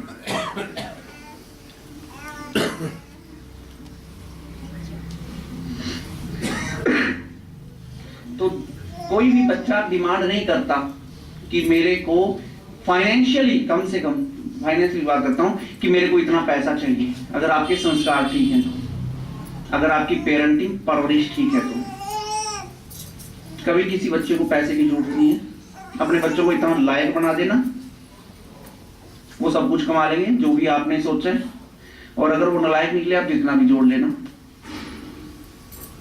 उड़ा देंगे। हमारे कुछ समाज ने, हमें जो हम देखते हैं, हमेशा वो सच नहीं होता, हम परसीव करते हैं, अलग अलग चीजें अलग अलग तरीके से करते हैं। बाहर एक रोड एक्सीडेंट हुआ, नवनीत जी ने देखा और आके बताते हैं उसके तो कपड़े लाल, खून से ऐसा कुछ हो गया था। दूसरा को भाई साहब वो तो चिल्ला रहा था। तीसरा आता कहते हैं मैं देख के डर गया। तीनों ने एक ही चीज देखी, लेकिन तीनों के स्टेटमेंट बयान अलग अलग हैं, क्योंकि तीनों ने परसीव अलग अलग तरीके से किया है। हो सकता है नवनीत जी कलर पर ज्यादा डोमिनेट हो, उन्होंने कलर ही देखा, लाल रंग, खून के कपड़े, लखपत, ये देखा, देख के। वो दूसरा ऑडिटर था, वो सिर्फ सुन के ही उसको लगा, तीसरा महसूस कर रहा था उसी को। तो एक ही चीज हुई है, एक ही इवेंट है, तीनों ने अलग अलग तरीके से लिया। और हम बच्चे के साथ, बच्चा परसीव क्या कर हम क्या बोल रहे हैं और वो क्या समझ रहे हैं, यही गड़बड़ है। और इस समाज हमारा जो कर रहा है और हम उसको परसीव कैसे करते हैं। एक छोटी सी स्टोरी है। एक आदमी रेगिस्तान में घूमने चला गया। वहां जाके रास्ता भटक गया। रेगिस्तान में दूर दूर तक, जिस तरह समुद्र में दिखाई नहीं देता, पता नहीं चलता, उसे रास्ता भटक गया। अपने अकेला था, पानी जो था साथ में वो भी खत्म हो गया। बहुत गर्मी बहुत है, दोपहर का टाइम है, ना तो रास्ता मिल रहा है ना पानी, भटक रहा है। भटकते भटकते बुरा हाल है, मर रहा है, मरने की उस पे आ गया, तड़प रहा था। कोई सज्जन मिल गए, उन्होंने उसको पानी पिलाया, पानी भी दिया और रास्ता भी बता दिया। और वो बंदा पानी ले पीने के बाद थोड़ी हिम्मत आ गई और वो घर पहुंच गया रास्ते जैसा उन्होंने बताया था। ये छोटी सी घटना थी, लेकिन उस दिन वो बंदे के साथ जो हुआ, उस दिन वो जो भी उसके साथ ये सारा घटित हुआ, उससे उसने एक लर्निंग ली, एक चीज सीखी कि पानी के बिना जीवन नहीं, यही पानी के बिना जीवन नहीं है।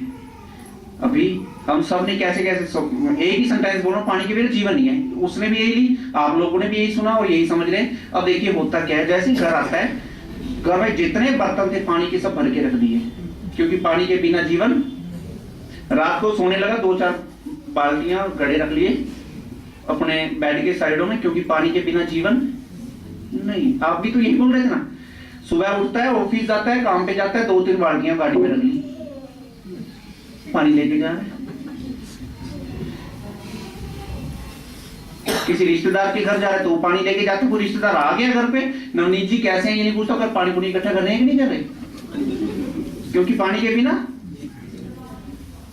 खड्डा कर लिया, खड्डे में पानी भर लिया, बर्तन सब भर रहे हुए हैं, तालाब बना लिया, लठ लेके खड़ा है, ना खुद पीता है ना किसी को नहीं देता, क्योंकि पानी के बिना। अब आप वाक्य वही है, कौन किस तरह कैसे ले रहा है। अब वो पानी क्या है और वो बंदा कौन है बता देता हूं। पानी है वो पैसा, और वो बंदा जो है वो हमारा सामान इकट्ठा करने में लगे हुए हैं, यही इकट्ठा कर रहे हैं। और आधी बीमारियां ठीक हो जाएंगी अगर आप इसका शिक्षा अगर समझ गए तो। इसको आधी बीमारियां, कोई हीलिंग माफ करना, कोई अगर डॉक्टर हो तो भी माफ कर दे, थोड़ा मैं बीमारियां आधी ठीक हो जाएंगी अगर आप इस चीज को समझ गए तो।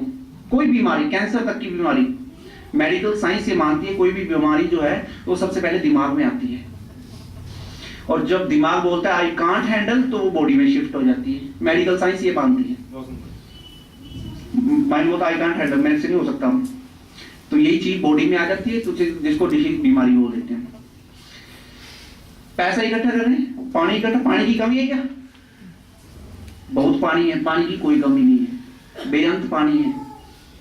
साल में 1 महीना ऐसा होता है, पूरा महीना बारिश चलती है, नदियां हैं, पानी इकट्ठा कर रहे हैं। उसी तरह पैसे की कोई कमी नहीं है और इसी को इकट्ठा कर रहे हैं। बीमारी कहां आती है, क्यों आती है? बीमार तब होता है जब हमारी इकोलॉजी खराब होती है। इकोलॉजी है कि मेरा एक मन तो हाँ करता है, एक मन उसी काम के लिए ना बोलता है। जब आपके पास आपकी मैंने आत्म शिविर अभी पिछले महीने ज्वाइन किया, मैंने यहाँ पे था, मैं 2-3 दिन रहा, बड़ा अच्छा लगा, कुछ काफी चीजें सीख के गया मैं यहाँ से। और नवनीत जी का तो बहुत बड़ा आभारी रहूंगा मैं, नवनीत जी का, उसके बाद चंद्रगुप्त जी का, अंबाला से चंद्रगुप्त जी हैं, उनसे भी मिला मैं बीच में अंबाला जाके। बीमारी का कारण जब आपकी इकोलॉजी खराब होती है,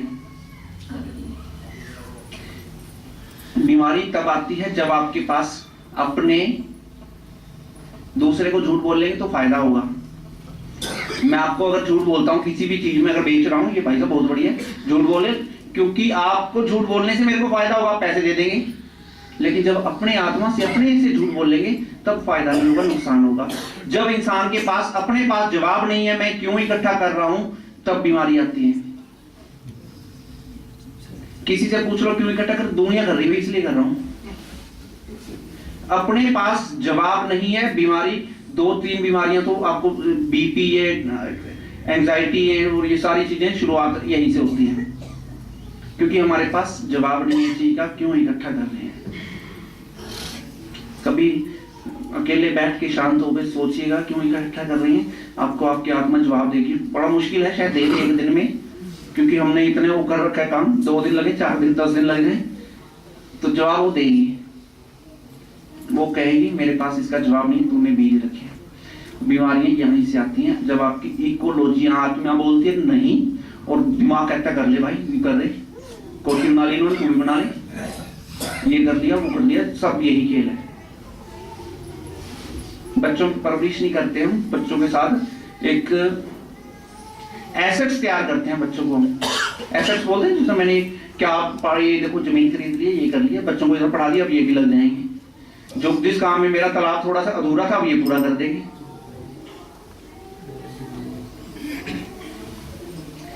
सामने शराब का गिलास पड़ा है, मन करता है पी लूं, कुछ भी हो सकता है। आप जुआ खेलते हैं या कुछ भी, अच्छा या बुरा जो भी काम, या मीठा खाने की बात करता हूँ, गुलाब जामुन है मैं खा लूं यार, दूसरा मन बोलता है मत खा। पहला यार खा ले यार, बड़ा मीठा होता है, बड़ा मजा आता है, बचपन में खाया करते, सब खाते हैं। एक मन ये बोल रहा है, दूसरा बोल रहा है यार इसको खाने से डॉक्टर ने मना किया हुआ है। एक मन हाँ कर रहा है, एक तरफ ना चल रही है, कॉन्फ्लिक्ट में है। और जब कॉन्फ्लिक्ट में आएंगे तो बीमारियां यहां से शुरू होती है, हाँ या ना। 90 साल के लोग 1-1 किलो गुलाब जामुन खा लेते हैं, उनको फर्क नहीं पड़ता, क्योंकि उनको खा ले कुछ नहीं होता, वो उनकी इकोलॉजी ठीक है। अब वो गलत है या सही मैं ये नहीं कहूंगा, वो सॉलिड है। इंटेंशन की बात करते हैं, इंटेंशन, ध्यान बच्चों, कंसंट्रेशन। इंटेंशन तो उस मर्डर की भी होती है जिसने पैसे दे रखे मैं कत्ल करूंगा, पॉजिटिव इंटेंशन है। बच्चों को पॉजिटिव इंटेंशन सिखा रहे हैं, एटीट्यूड सिखा रहे हैं, पॉजिटिव होना चाहिए। वो मर्डर जो है जिसने सुपारी ली है 10 लाख की, मैंने वो सारी पॉजिटिव इंटेंशन है, लेकिन काम गलत है, वो सोच समाज के तरीके से। इंटेंशन तो पॉजिटिव है, उसको कोई फर्क नहीं पड़ता, कत्ल करने के बाद भी कोई उसको पश्चाताप नहीं होगा। पश्चाताप वाले को इकोलॉजी जिसकी खराब होती है। तो 90 साल का बंदा 1 किलो गुलाब जामुन खा रहा, उसको कुछ नहीं हो रहा, क्योंकि उसकी इकोलॉजी ठीक है, खाऊंगा मैं। तो दूसरा मन बोलता ही नहीं, उसको तो उसने साइड में कर दिया। और या फिर मत खाइए। इकोलॉजी हम अपनी खराब कर लेते हैं। इकोलॉजी तब खराब होगी जब आपकी आत्मा बोलेगी जो तू कर तो रहा है, देख के कर रहा है औरों को या जैसे भी है, लेकिन वो ठीक नहीं है। हमारी आत्मा सबसे बड़ी साथी होती है हमारी, वो सही जवाब देती है। मैं शायद झूठ दूं, वो सही बताएगी आपको। 5 मिनट अकेले में शांत होकर बैठ जाइएगा, आपको सारा सारा वो आत्मा आपको शुद्ध कर देगी, सही से बता देगी। और जो बच्चे कहना नहीं मानते या खासतौर कम्युनिकेशन प्रॉब्लम चल रही है, कभी अकेले बैठे बच्चे के साथ, दरवाजा बंद कर लें। अगर पिता बैठा है तो माता ना हो, और माता बैठ रही है बच्चे के साथ तो पिता नहीं होना चाहिए। अकेले में 2 मिनट बात करें उनसे, बच्चे वो बता देंगे जो आपसे छुपा रखा है उन्होंने, अकेले में। क्योंकि उनको ये लगना चाहिए कि मेरी माँ या मेरा पिता मेरे से अकेले बात कर रहे हैं, मेरे को वैल्यू दे रहे हैं। अकेले में बात कीजिएगा, आदत डाल लीजिए आज से। जो भी प्रॉब्लम होती है मैं ऐसे ही करता हूँ, मेरी वाइफ में आपको और ज्यादा शायद अच्छे से बता दें, अगर बाद में भी जब भी प्रॉब्लम मेरी गुड़िया कुछ कितना भी रो रही हो, कुछ कहीं भी जिद कर रही हो, अकेले रूम में बंद करता हूँ, अकेले से बात करता हूँ। अकेले में उसको इंटेंशन मिल जाती है, इंटेंशन के लिए तो बच्चे रो रहे हैं, गड़बड़ चल रही है। भाइयों में झगड़ा इंटेंशन के लिए, बोलता है अपने को मेरा फादर सारा कुछ उसको दे दे, लेकिन मेरे को बोले नहीं, मेरे को पूछ के दे। सबसे बड़ी प्रॉब्लम, हर इंसान देना चाहता है, हर इंसान प्यार देना चाहता है, कोई लेने का नहीं होता भैया प्यार हमेशा। और कई बार मन करता है ना रात रो पड़े, मन में अकेले बैठे होते मन करता है रो पड़े। उस दिन हम इमोशनली किसी को प्यार नहीं दे पा रहे हैं। प्यार वाइफ का भी है, माँ बाप का भी बनता है, बच्चों के साथ भी, दोस्तों में, समाज के साथ भी। जिस दिन हम कुछ नहीं दे पाते उस दिन हम इमोशनली वीक हो जाते हैं। उस दिन मन कर रहा था, कई बार खास तो लेडीज में रहता है कि आज मन कर रहा है जैसे रो पड़े। तो आप बच्चों को प्यार नहीं दे पाते, उस दिन भी यही प्रॉब्लम रहती है। बच्चे सिर्फ इंटेंशन चाहते हैं। अकेले में 2 मिनट दे दीजिए उनसे, कभी बात करके देखिए, हर बात आपसे शेयर करेंगे। कभी सलमान खान उनके जीवन में नहीं आएगा, और नहीं तो आएगा, आप रोक नहीं सकते। कहीं दिखाई देता है तो कहीं नहीं देता। कमरे में फोटो नहीं लगेगी तो दिल में होगा, तो क्या कर लेंगे। हम सिर्फ फसल पे काम कर रहे हैं, बीज पे करें तो शायद सुधार हो जाए। इन्हीं सब चीजों के साथ सबका शुभ। हाँ कुछ भी अगर नवीन जी।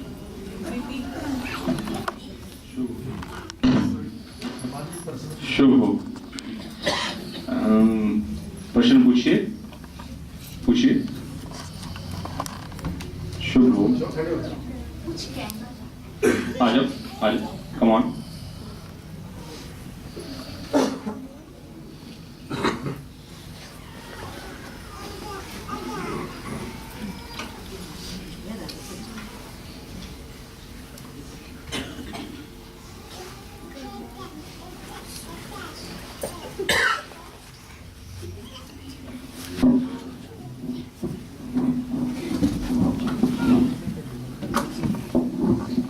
शुभ हो।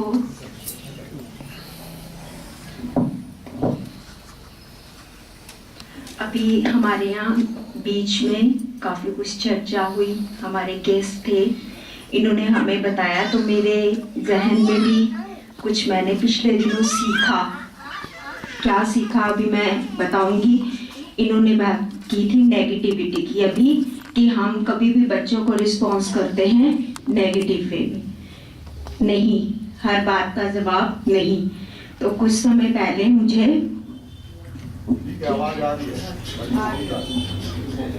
माथुर जी हैं, आईआईटी से रिटायर्ड, शायद श्रीमान जी जानते होंगे, सिविल लाइंस में उन्होंने अपना मकान बनाया हांडा जी के साथ बिल्कुल। तो बहुत अच्छे से बताते हैं, हमारे नेबर में ही है। तो मेरा बेटा है 13 वर्ष का, तो अक्सर खेलते खेलते उनके मकान के साथ हमारा है मकान, तो आता जाता रहता है। तो ऑब्जर्व करते हैं उनको, बाई चांस हम दोनों इकट्ठे मिल गए तो बात करने लगे कि बेटा आपका देखता हूँ मैं, ऑब्जर्व करता हूँ, अच्छे माता पिता अच्छे बच्चे, ये बात होने लगी। तो उन्होंने कहा कि अच्छे माता पिता, उन्होंने अच्छे की जगह बैलेंस्ड माता पिता की टर्म मुझे दी, कि आज के समय में अच्छे की जगह बैलेंस्ड शब्द जो है वो ज्यादा उपयुक्त है आज की परिस्थितियों में। और जो हम नेगेटिव आंसर देते हैं उसमें परसेंटेज वाइज उसका निकालिए और सोचिए कि हमने कितने पॉजिटिव उनके आंसर दिए हैं, कितने नेगेटिव। विलिंगली नहीं कि मुझे पॉजिटिव आंसर देना है, देने के बाद आज सारा दिन आपने दे दिए आंसर, फिर देखिए कि कितनी बार आपने नहीं कहा और कितनी बार हाँ कहा। अगर ये आपका पॉजिटिव जो रेशो है वो 50% के पास है ज्यादा और नेगेटिव कम है, it means you are balanced parents. और अगर आपका नेगेटिव जो है परसेंटेज वो ज्यादा रहती है तो आप खुद समझ सकते हैं। तो ये मुझे बहुत अच्छी बात लगी और उसी से मिलता जुलता टॉपिक है, तो मुझे लगा कि शायद मुझे बताना चाहिए। अगर मुझे पता है तो क्षमा भी चाहती हूँ, आप मेरे से बहुत आगे हैं, मैंने ये बात करी, बट स्टिल अगर मुझे मालूम है तो हमें बताना चाहिए। और इसी संदर्भ में मैं 2 बात और कहना चाहूँगी बच्चों के विषय में। मेरा बेटा अभी बताया 13 वर्ष का है, तो मैं उसको वीबो बोलती हूँ। अब सब समझ नहीं आएगा, निक नेम भी नहीं है, उसका नाम वंशज है। तो बहुत बार वीबो लाइक दिस, तो एक बार ऐसे उसकी मैम ने बोला सडनली आपको लिखना है अपने ऊपर, माई सेल्फ पे। तो उसने माई नेम इज वंशज दिस एंड दिस लिखा और बीच में लिखा I am Weibo of my mother, और उसके बाद जो भी लिखा। तो ऐसे लगभग ठीक हुआ, छोटी मोटी गलती, लेकिन मैडम ने वीबो को एनसर्कल कर दिया क्योंकि उसको समझ नहीं आया कि वीबो क्या है। तो बेटा जो है वो मेरे को रिस्पेक्ट करता है, हर बच्चे करते हैं, नहीं मेरी मम्मी जो है वो पढ़ाती हैं और ये वीबो बिल्कुल ठीक है। मैडम ने कहा ठीक तो है लेकिन होता क्या है, चलो ठीक है मान लिया, लेकिन एनसर्कल कर दिया कि कल मम्मी से पूछ के आना कि वीबो क्या होता है। लेकिन वो जानती थी वीबो इज नथिंग, मतलब अगर हम अपनी ग्रामेटिकल या उसमें डिक्शनरी में जाएं तो वीबो इज नथिंग, बट उसने इतने कॉन्फिडेंस से कहा कि वीबो ठीक है, बिल्कुल ठीक है, मेरी मम्मी मेरे को वीबो बोलती है इसलिए ये ठीक है। तो मैम ने पूछा, आपने पूछा नहीं? मम्मी को मैंने पूछा था तो मम्मी कहती बस वीबो अच्छा होता है, वीबो का मतलब अच्छा होता है, तुम अच्छे हो। तो ठीक है, नहीं आ गया शाम को तो मेरे को पूछा कि वीबो का मम्मी मीनिंग बता दो। मैंने बोला मम्मी ने मैंने बताया कि वीबो का मतलब वेरी इंटेलिजेंट बॉय। तो उसने इससे लिखा तो मुझे अच्छा लगा, तो उसको फिर मैम को बताया तो पीटीएम में मैं गई तो उन्होंने डिस्कस किया कि मतलब उसने बच्चे ने नोट किया जो अभी आपने बात कही, अगर मैं उसको वीवो कहती हूँ तो नोट किया कि मम्मी ने वीवो कहा कि इट मीन्स इट्स गुड, तो उसने यूज किया। अगर मैं इसकी जगह और गलत वर्ड यूज होता है तो शायद वो गलत करता या ना करता, बट कॉन्फिडेंटली कहा कि मेरी माँ ने कहा है तो ठीक है। बच्चा मेरा यही बोलता है कि जो मेरी मम्मी करवाती हैं वो ठीक करवाती हैं, और इसी संदर्भ में वो बहुत एक दिन खुश हुआ कि मेरी मम्मी मेरे को बहुत अच्छी अच्छी बातें करती है, तो मम्मी के लिए मैंने गिफ्ट लेके जाना है। अपने पापा के साथ रात को आया, शाम को शॉप चला गया, रात को आया और एक इतना बड़ा डिब्बा मेरे लिए बॉक्स लेके आया। तो मैं हैरान, इसमें क्या गिफ्ट है, खोलती गई, काफी सारे बॉक्सेस में पैक था और एक बहुत सुंदर सा उसमें सिल्वर कलर का क्राउन था। तो उसने बोला कि this is for my best mamma, तो वो that was reward for me, क्योंकि मेरा बेटा छोटा था तो मैंने अपनी जॉब छोड़ दी थी। I was serving as PGT economics, but बेटे की परवरिश के लिए छोड़ी। लेकिन वो जो उसने मुझे क्राउन दिया या उसके जो सब सर्टिफिकेट्स या वो आते हैं, तो दोज आर मतलब मेरी सर्विस एक तरफ सब कुछ, लेकिन वो मेरे लिए है। तो मैं यही कहना चाहूंगी, जो सर्विस करती हैं या नहीं करनी ये बात अलग है, बट बच्चों का जो बचपन है कम से कम 6-7 साल तक उनको भरपूर जो माँ की जरूरत है वो पूरा करने के बाद ही लेडीज को अपना एक करियर शुरू करना चाहिए, ताकि बच्चों की जो जरूरतें हैं वो पूरी हो सके। इसके साथ मैं विराम देना चाहूंगी वाणी को। धन्यवाद। शुभ हो।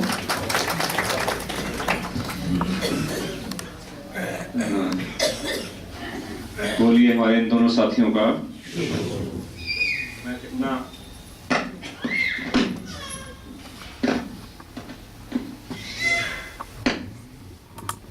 ये कह रहा मैंने फोटो आज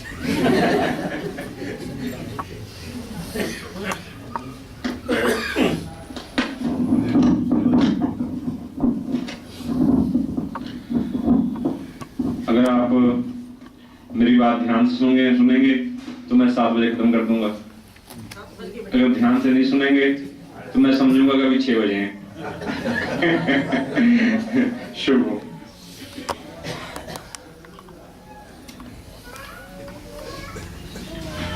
परम पूजनीय भगवान देवात्मा के बारे में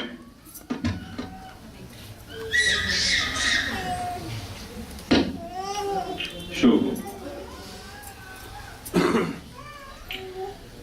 भगवान का अगर देव जीवन स्टडी करें आप, तो हमारे लाइट हाउस का काम कर सकता है। जो मेरी बहन जी बता रही थी अभी, बैलेंस्ड। भगवान का जीवन एक्सट्रीम रूप से, परफेक्ट रूप से बैलेंस्ड है। देवात्मा के जीवन को स्टडी करें, अगर आप उनकी ऑटोबायोग्राफी पढ़ें, उन्होंने अपने बच्चों के सामने पुस्तकें लिखी हैं, तो उससे उनके कई रूप दर्शन होते हैं। मैं आपको हिंट दे रहा हूं, आप पढ़िए, स्टडी रिसर्च का विषय अपने आप में। भगवान का जीवन बच्चों के प्रति स्नेही जीवन था। हम बच्चों को प्यार करते हैं, बच्चों को प्यार मत कीजिए, स्नेह कीजिए। There is a difference between स्नेह एंड प्यार। प्यार में हित का भाव जुड़ा हुआ जरूरी नहीं होता। प्यार अंधा होता है, स्नेह कभी अंधा नहीं होता। अब मैं घर से सोच के नहीं आया था, यहीं बैठ के प्रेरणा मिली है। जिस सूक्ष्म शक्ति ने प्रेरणा दी है उस शक्ति का भी स्नेह में हित भाव होता है। अगर उस बात में बच्चे का हित नहीं है तो आप उसके लिए हाँ उसको नहीं करेंगे, तब भी स्नेह बना रहेगा। नफरत नहीं करेंगे उसको, जो नहीं हर चीज का नफरत ही हल है। नो कहने में भी अगर हमारा स्नेह झलकता है, उसको ये विश्वास होना चाहिए। मैं कहता हूं सबसे बड़ी चीज, बहुत अच्छी चीज बात बताई गई यहां पर। एक चीज और उसमें मैं ऐड करना अपना स्वभाव समझूंगा, बच्चे के अंदर फेथ जगाइए। अगर बच्चे को फेथ जाग गया आपके प्रति, तो मेरा मानना है कि नो को भी नेगेटिव नहीं लेगा। उसको भी अगर फेथ होगा तो उसको लगेगा नहीं, पापा अगर मना कर रहे हैं किसी चीज के लिए, इसमें मेरा भला, ये फेथ होना चाहिए उसको कि मेरे मना करने में भी सबसे बड़ी दिक्कत कहां खड़ी होती है। नो को नेगेटिव तब ले रहा है जब फेथ खत्म हो गया, फिर मेरे पॉजिटिव को नेगेटिव लेगा। जब फेथ टूट गया एक बार, विश्वास होना चाहिए कि मेरे पिता मेरे हित चिंतक हैं, मेरी माँ मुझे गलत बात, मेरी नुकसान नहीं चाहती, ऐसा नहीं, मेरी खुशियां चाहती है, मुझे दुखी का एक विश्वास जम गया बच्चे के अंदर कि मेरी माँ मेरे को खुश देखना चाहती है। अगर मुझे मना कर रही है कि बेटे एग्जाम है, टीवी मत देखो, मना किया, ऑफ कर दिया इसने आकर, तो इसमें मेरा भला ही होगा, ये विश्वास जगा पाए तो आप कामयाब है। महाराज के अंदर स्नेह का भाव था बच्चों के लिए और अति कोमल रूप था बच्चों के प्रति और अपने कर्तव्य कर्मों को निष्काम भाव से पूरा करते थे। हमारी जड़ ही खराब है। हम बच्चे को मालिश कर रहे हैं तभी सोच रहे हैं कि कल को जब मुझे जरूरत पड़ेगी मेरी मालिश करेगा ये। बेटे के प्रति स्त्रियों का मोह देख क्या होता है कि उसको बुढ़ापे की लाठी समझ के पालना की जाती है।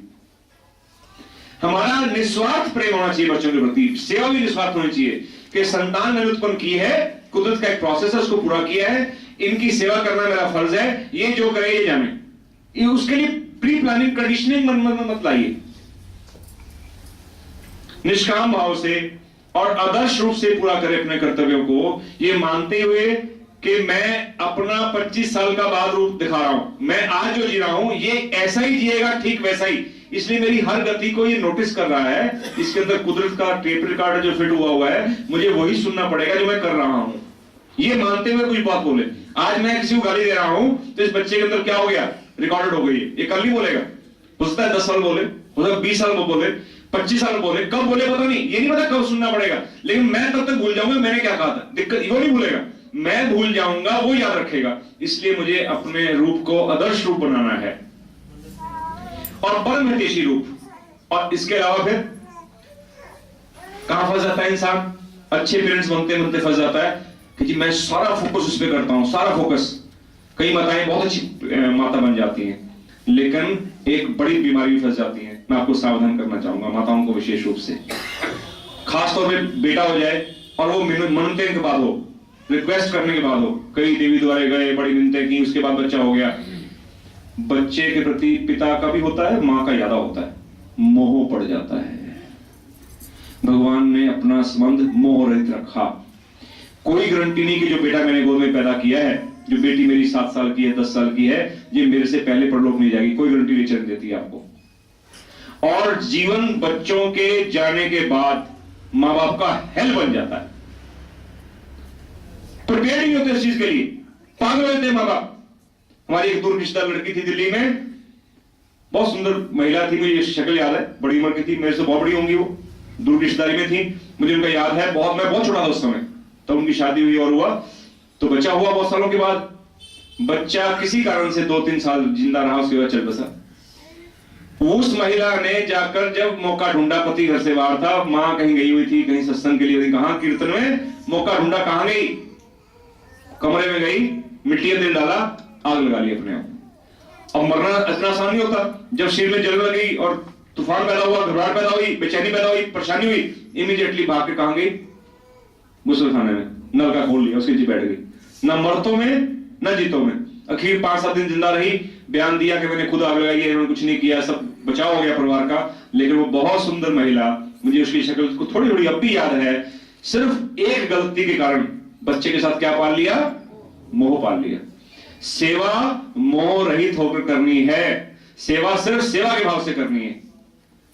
एक महिला की मैं घटना सुनाता हूं, क्या मुझे 15 मिनट समय मिल सकता है आपसे? मुनीश जी, आप क्योंकि मुख्य हैं, मैं 15 मिनट में चाहूंगा, क्योंकि मेरे हम ध्यान से सुन ही नहीं रहे, नहीं सुन रहे हम। अच्छा, आप इसलिए टाइम बढ़ गया है, तो आप ध्यान सुनिए कि 7:15 से आगे न बढ़े। मुझे एक ध्यान है, बड़ी कीमती घटना मैंने पढ़ी थी एक बार। एक महिला का बच्चा गुजर गया। अब ये रियल लाइफ की स्टोरी है, इसलिए मैं टच कर रहा हूं इनको। होती घटनाएं आपके जीवन में भी होंगी, आसपास, हमारे साथ नहीं, बड़ी अच्छी बात है, लेकिन आपकी रिश्तेदारी में होगी, जरूर होगी। मेरी रिश्तेदारी में हुई है। मेरे एक ही मात्र, मेरी मौसी, मेरी श्रीमती की मौसी का लड़का है, एक मात्र, उसी ने मेरा तिलक किया था जब मेरी सगाई हुई। रियल ब्रदर इनका है, मेरी वाइफ का, 5 बहनें हैं, भाई नहीं है। तो मौसी के लड़के तिलक किया तो साला मेरा वही हुआ। अब मैं उसकी घटना सुनाता हूं, क्योंकि रियल मैंने देखा ना, I have felt the pain कि उस बच्चे को लीवर की प्रॉब्लम हुई। गांव में बितिया में रहते हैं, सालमोड़ के पास, वहां से उठाकर लाए, डॉक्टर को रेफर किया, 5 दिन तो वैसे ही निकाल देते हैं लोकल डॉक्टर कि जितना इनसे निकल सके निकल ले। फिर कहते हैं जब चलता काम हो जाता कि अब ले जाओ पीजीआई, तो वो पीजीआई ले गए। अल्टीमेटली वो विद इन 15 डेज और सो वो 8 साल का बच्चा गुजर गया, 3 बड़ी बहनें घर में। और मैंने जिंदगी में शायद पहली बार, आज से 10 साल हो गए शायद, पुरानी बात, जैसे सूचना मिली भागे भागे गए, मैं भी गया। ठीक है, दूर की रिश्तेदारी थोड़ी सी, लेकिन फिर भी एक सुनकर रह जाता। सारा गांव जैसे रो रहा था।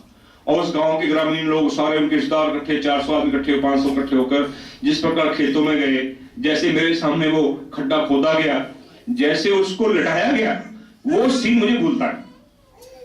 लेकिन मुझे लगता है क्या हम ऐसे सीन्स के लिए मेंटली प्रिपेयर हो पाते हैं? इतना मोह ग्रहण कर लेता है इंसान। एक महिला की ऐसी स्थिति हुई, पति शायद था नहीं, बेटा नौजवान गुजर गया, तो वो रोजाना फूल रखने के लिए कब्रिस्तान में जाती थी। जहां उसकी कब्र थी वहां उसने डंडा लगा रखा था कि मेरी बेटी कब्र है, वहां बैठकर काफी देर रोती थी और फूल रखकर रोज परेशान होकर शाम को घर आ जाती थी। रोज का रूटीन था उसका। एक नौजवान उसको ऑब्जर्व करता रहा। उसने पूछा, आंटी आप यहां रोज क्यों आती हैं? उसने अपना दर्द बताया कि बेटे मेरा तेरे से बेटा था और वो यहां पर पड़ा हुआ है, लेटा हुआ है, मुझे उसकी याद बुलाई नहीं भूलती क्योंकि मैं मां हूं, तो मुझे कुछ सोचता नहीं जीवन में, मैं क्या करूं? मैं रोज उसको याद करके आती हूं, फूल रख के चले जाती हूं। उसने कहा, आंटी मेरी थोड़ी सी रिक्वेस्ट मान लो, आप अल्टरनेट डे पे आ सकती हैं? कहते क्यों? कहते नहीं, फूल तो आप रोज लाओ, लेकिन एक दिन फूल यहां रखो, सोमवार और मंगलवार जो बच्चे हॉस्पिटल में हैं पास में, वहां जो बच्चे बीमार हैं, नर्सिंग होम भर्ती है, उनको जाकर देख के आओ जिंदा को। तो कहते इससे क्या होगा? कहते मुझे नहीं पता, क्या करके देखो आप, 10 दिन करके देखो, 5 दिन यहां आना, 5 दिन वहां जाना, एक दिन यहां एक दिन वहां। और वो टच में रहा बच्चा, नौजवान जो उसका प्रेरणा स्रोत था, वो जाने लगी। अब फूल लेके जाओगे, कोई बच्चा बीमार भी होगा, वो फूल देखकर खुश हो जाएगा। उनके मुस्कुराते चेहरों ने उसको कशिश पैदा कर दी। उस महिला ने अपने आप धीरे धीरे वहां जाना कम कर दिया। कभी हफ्ते में जाने लग गई, फिर 15 दिन में, फिर महीने में, अल्टीमेटली उसने वहां जाना बंद कर दिया कि मैं साल में जो उसकी अंत्येष्टि के दिन है जब वो गुजरा था, उस दिन फूल रखूंगी और सारा साल कहां जाऊंगी? जिंदे बच्चों के पास, और उनको इंस्पायर करूंगी, उनके लिए सेवा करूंगी। और उस महिला ने उस नौजवान के पांव पकड़ लिए कि मैं मुर्दा हो गई थी, तूने एक अच्छी बात बता के मुझे नए सिरे से जिंदा कर दिया। जीवन में उच्च लक्ष्य रखो। कुदरत ने जितने आपको रिश्ते दिए हैं, भगवान की शिक्षा है, चाहे वो पत्नी है, चाहे पति है, चाहे बेटा है, चाहे मां है, कोई भी संबंधी है, सब उधार में मिले हैं, अमानत है। अपनी जिम्मेदारी ठीक पूरी करो। अगर बीच में पूरा प्रयास करो उनको जिंदा रखने का, उनको सेहत प्रदान करने का, उनको खुश रखने का, लेकिन कोई बीच में अगर अलविदा कर जाए तो उसके लिए अपने जीवन को निराशा से और मोह से मत भर लो। भगवान के जीवन में ये घटना हुई। भगवान ने कोई ऐसी शिक्षा नहीं दी जो उन्होंने अपने जीवन में पूरी ना की हो। सन 1926 के आसपास पंडित हरिनारायण जी अग्निहोत्री, जहां की फोटो रखी हुई है, भगवान के होते हुए गुजर गए भगवान के होते हुए। भगवान के लिए बहुत बड़ा आघात था कि वही एक बेटे थे जो महाराज की शिक्षा को समझते थे, महाराज का काम कर सकते थे। देखिए कितना कुठार आघात था। धर्म संबंधी बहुत बड़ी संख्या में थे। ठीक है, लोगों सीमित हालात थे, लेकिन सबने भगवान के प्रति अपना श्रद्धा व्यक्त करके, बेटे के प्रति श्रद्धा व्यक्त करके, उसकी कुर्बानी को देखकर कितना शानदार बेटा चला गया। बड़ा असर था समाज में। सभी धर्म संबंधियों ने, किसी 500 किसी 1000, उनकी जो श्राद्ध सभा थी वहां बेदी भर दी। और शायद उस जमाने में इतना पैसा इकट्ठा हो गया जो आज शायद 50 लाख के करीब होगा। उस जमाने में 26 की बात कर रहा हूं आपको, 1926 की आज से। काहे के लिए कि उनकी जो माननीय धर्मपत्नी है, यानी कि महाराज की पुत्रवधू, मैंने उनके दर्शन किए, मैं बड़ा सौभाग्य महसूस करता हूं। महादेवी जी अग्निहोत्री, महादेवी जी के लिए छोटी उम्र थी, यंग उम्र थी, वैसे उनका 25 साल उम्र या 30 साल उम्र रही होगी, बच्चे छोटे थे उनके पास। उसमें वो रकम बहुत बड़ा सहारा बन सकती थी। भगवान का आदर्श रूप देखिए इस पहलू में भी। भगवान ने ऐसे नहीं कहा कि लाइफ हेल्थ सुनवा ली, हर पक्ष में भगवान ने उनको बुलाया कि हमें पता चला है कि बहुत बड़ी रकम आपकी मदद के लिए इकट्ठी हो गई है। हमें यह भी पता है कि इस समय आपका बहुत बड़ा सहारा आपके जीवन से छिड़ गया है। छोटे बच्चे आपके लिए पहाड़ की तरह पालने की जिम्मेदारी आपके सामने है। लेकिन हम देव ससुर होकर, देवात्मा होकर आपको छोटा सा निवेदन करना चाहते हैं, राय देना चाहते हैं कि बेटा अगर हो सके तो अपने पांव पर खुद खड़े हो, उससे बच्चों की पालना करो। इस धन को सम्मानपूर्वक उन सेवकों को जिन्होंने रकमें दी है, लिख कर दी है, नोट कराई जो भी है, ये सब प्यार से लौटा दो।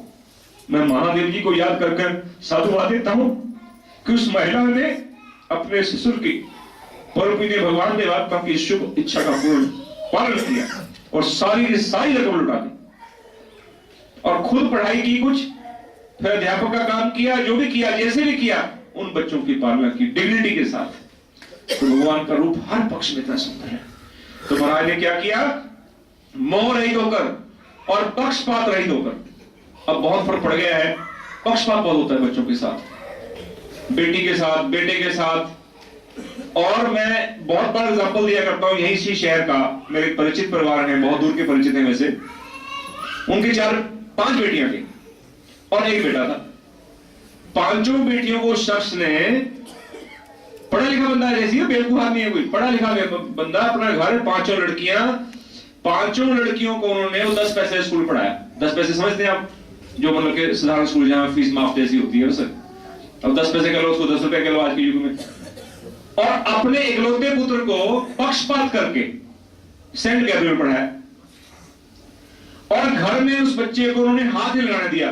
पानी मांगा उसने, कहा तो डांट पड़ती बहन को, ले भाई को पानी ला सकती, तो पानी गिलास उसने रखने के लिए वहां रोक दिया कि नहीं ये रख के आएगी।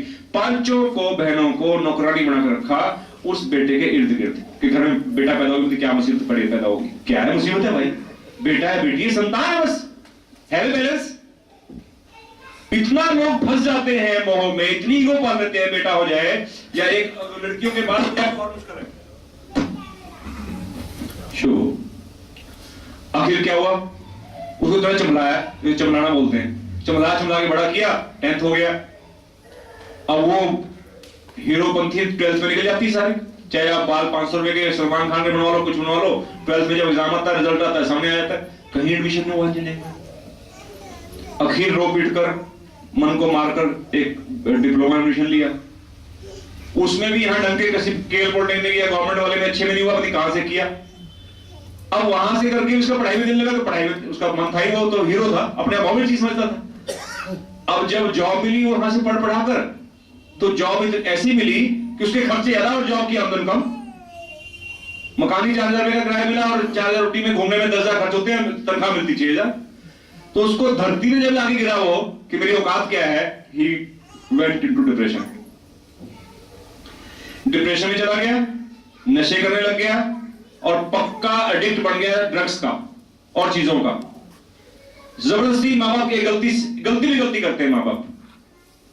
ईगो पेरेंटिंग कह लीजिए या जिम्मेदारी से भागने की पेरेंटिंग है कि अगर बच्चा निकम्मा है तो पहला सोल्यूशन क्या ढूंढते हैं माँ बाप इस एज में, अगर 20, 22, 24 हो गया हो, किसकी शादी कर दो। अरे पागल, ये पहले पागल है, तुम्हारे नाम में दम दे रखा है, इसकी एक मुसीबत और किसी की फैमिली बर्बाद कर दो तुम। और वही हुआ, लड़की शादी कर दी।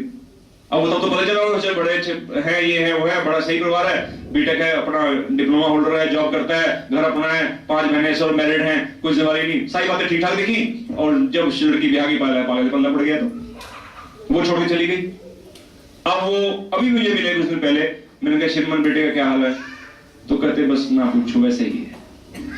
5 बेटियां MA करके 5 टीचर हैं, 5 दिल्ली आसपास अच्छे शहरों में अच्छे मकान अच्छे घरों में ब्याही गई, 5 का नाम रोशन कर रही हैं। और वो बेटा उनकी नाक डबोने के लिए बैठा है यहाँ पर, नाक में दम दे रखा है, he is burden on them. तो भगवान की शिक्षा ये है, न लड़की अच्छी है न लड़का अच्छा है, दोनों बराबर हैं, जिसके भाव अच्छे हैं वो अच्छा है। तो इसलिए पक्षपात रहित होकर महाराज ने शिक्षा दी है, पाल के दिखाया बच्चों को, और संतान के साथ किसी अनुचित बात के साथ समझौता ना करें। दब जाते हैं माँ बाप कि बेटा तू बस घर में रहियो, घर में छोड़ के जाइयो, ना करने लगा दियो, बस डरते।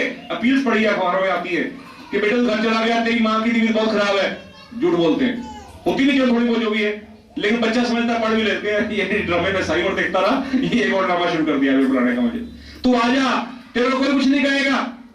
भाई अगर तुम्हारी गलती थी अपनी गलती एक्सेप्ट करो, और उसकी गलती है तो समझौता नहीं कर रहे आप। हमारे एक बिशन सिंह थे, बठिंडा में मंदिर में रहते थे, तो पुलिस वालों के हाथ उनका बेटा पड़ गया। जरूरी संतान आपके साथ चले चलो मान लेते हैं, संतान डिफरेंट हो सकती है, आपकी परवरिश में कमी रही, जो भी रीजन रहा। तो पुलिस वालों ने क्या किया, सोचा बाबा मंदिर रहता है, अमीर आदमी है, हालात अच्छे होंगे इसके, कहीं उनका तो फकीर है, बच्चे को उसको किसी केस में फंसाकर कैद कर लिए। 2 पुलिस वाले गए, फिर बाबा तुम्हारा लड़का अंदर जेल में, वहां हथकड़ी में, जमानत देनी है, चलो। कहते भाई वो तुम्हारा बेटा होगा, अगर मेरा बेटा होता मेरे पास होता, वो जो तुम्हारे पास है वो तुम्हारा बेटा होगा, मेरा बेटा मेरे पास होता, मेरा नहीं है वो।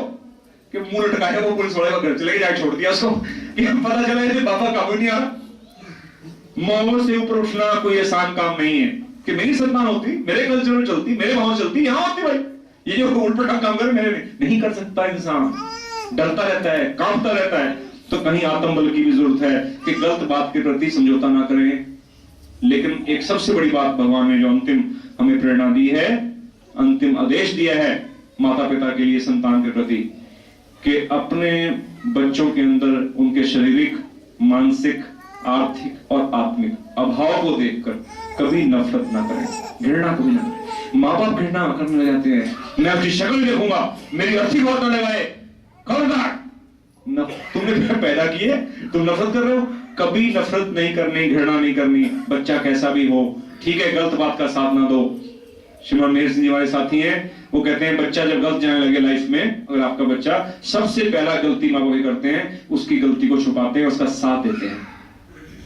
कहते वो मैं एक बार गांव में गया तो गांव से मैं जैसे बस से उतरा तो मुझे 2 आदमी भाग के आए, कहते आपके दोनों बेटों ने फलां जमींदार का और उसका प्रधान का लड़का पीट दिया, उसकी टांग तोड़ दी और वो उसको ढूंढते फिरते हैं, मारेंगे, कत्ल होने उठते बचा है, आप थोड़ा संभल के जाना।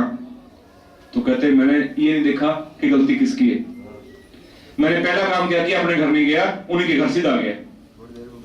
अब बड़े सरदार थे, वो देख के हैरान कि हमारे घर इसके बच्चों ने पीटा है, उसको ढूंढते फिरते मारने को, ये बाप आ रहा है। तो फिर ठंडे पड़ गए, कहा जी, कह जी मुझे अभी भी पता चला है कि मेरे बेटों ने आपके बेटे को पीटा है, मुझे सारी स्टोरी नहीं पता, लेकिन मैं क्षमा मांगने के लिए आया हूं कि गलती मेरे बच्चों में जितनी भी है मुझे अफसोस है।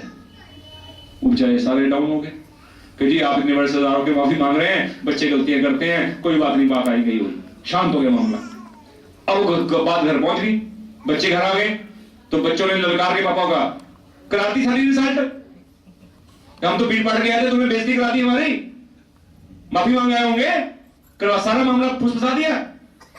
उनका बेटा बैठ जाए पर भगवान की रोशनी में देखो कैसी एक एक सेवक बात करता है कि बेटा सुनो, आज तो मैं जाया, माफी मांग आया, ठपराया, जैसे काम कंट्रोल में आ गया ना, आज के बाद मुझे कहीं खबर मिली ना, उतरा बस स्टैंड पे, जैसे अब उतरा हूं, किसी ने कहा कि फलां सड़क पर अभी भी झगड़ा हुआ, तुम्हारे बेटों की लाशें पड़ी हैं, तो मैं उठाने ले जाऊंगा। मैं भी जो लड़ाई झगड़े करते मेरे बच्चे नहीं हो। आज के बाद ये ख्याल रखना, बाप तुम्हारा तब तक है तुम बंदे बन के रहो, तुमने पंगे लेने, झगड़े करने हैं, तो मैं तुम्हारा बाप नहीं हूं। कहते पता नहीं भगवान की रोशनी में ये बात क्या निकली। उस दिन के बाद दोनों बच्चों को पता चल गया कि बाप हमारी पीठ पर नहीं है, बच्चे अकड़ते हैं हमारे पैसे और हमारी जो वाकफियत है ना जी, रसूख है, उसके दम पर। अगर उनको पता चल जाए गलत रास्ते में बाप हमारे पीछे खड़ा नहीं होगा, उनको पता है कि मैं कुछ भी करके, मर्डर भी करके आऊंगा, तो बात 10 लाख 20 लाख देके, कुछ कोर्ट में खड़े वकील खड़े करके, कुछ जज पटा के कुछ ना कुछ जुगाड़ निकाल लेगा, रास्ता बन जाएगा। ये कॉन्फिडेंस उनका ब्रेक कर दो कि हम तुम्हारे साथ तब तक हैं, मैं पिता तुम्हारा तब तक हूं जब तुम मुझे पिता कहलाने में गर्व महसूस कराओगे। नहीं कराओगे तो नफरत नहीं करूंगा, लेकिन साथ भी खड़ा नहीं होगा तुम्हारे। तो बड़ा ये विस्तृत विषय है, हम भगवान को जितना पहचान सकें, उनकी शिक्षा को, इस शिक्षा के बारे में ऐसे चिंतन के हमें विषय मिलते हैं, इसलिए कहेंगे भगवान आपका शुभ हो। कल समापन सत्र है और मुख्य सत्र है जिसके लिए हम इकट्ठे हुए हैं, वो है माता पिता संतान दिवस समारोह। इस समारोह में आप सभी अपने बच्चों को और अपने बुजुर्ग माता पिता को स्थूल रूप में लेकर आए और जिनके परलोक में माता पिता हैं उनको सूक्ष्म रूप से आह्वान करके लाएं कि पापा मम्मी पिताजी आज मेरे साथ चलो। वो सूक्ष्म रूप में आपके साथ आएंगे और उनका आप सम्मान दिल से यहाँ पर करेंगे और बहुत सुंदर और कल बनेगा भगवान की शिक्षा पर आधारित माता पिता का संतान के प्रति फर्ज और संतान का माता पिता के प्रति फर्ज। कल ठीक 10 बजे यहाँ कार्यक्रम होगा और समय पर अपना स्थान ग्रहण करें ठीक से और ठीक से बैठें, आके उठाएं और कल जो भी रूखा सूखा भोजन सिंगल जी तैयार करवाते हैं पूनम जी, उसको सभी मिलकर स्वीकार करेंगे। अगर आप कुछ ज्यादा संख्या में साथियों को लेके आ रहे हो अपने साथ तो थोड़ा सूचना देके अवश्य जाएं, क्योंकि हो सकता है बड़ा उत्साहित हो गया। हम सभा बड़े उत्साह में आ जाते हैं और कहते हैं एक सज्जन अब आए नहीं 3 दिन सभा में, मेरे पीछे पड़े हुए हैं कि श्रीमान जी यहाँ सभा नहीं करानी आपकी, ये सभा गलत करते हैं आप। मगर ठीक सभा कहाँ होगी, कहते नेहरू स्टेडियम में।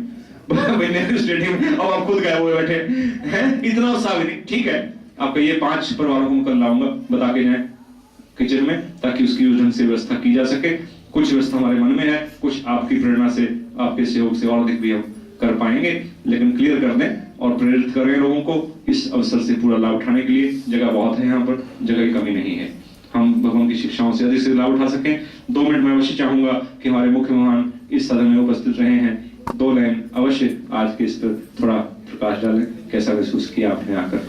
बड़ी कृपा की आपने इतना लंबा समय हमें दिया अपने व्यस्त कार्यक्रम में से।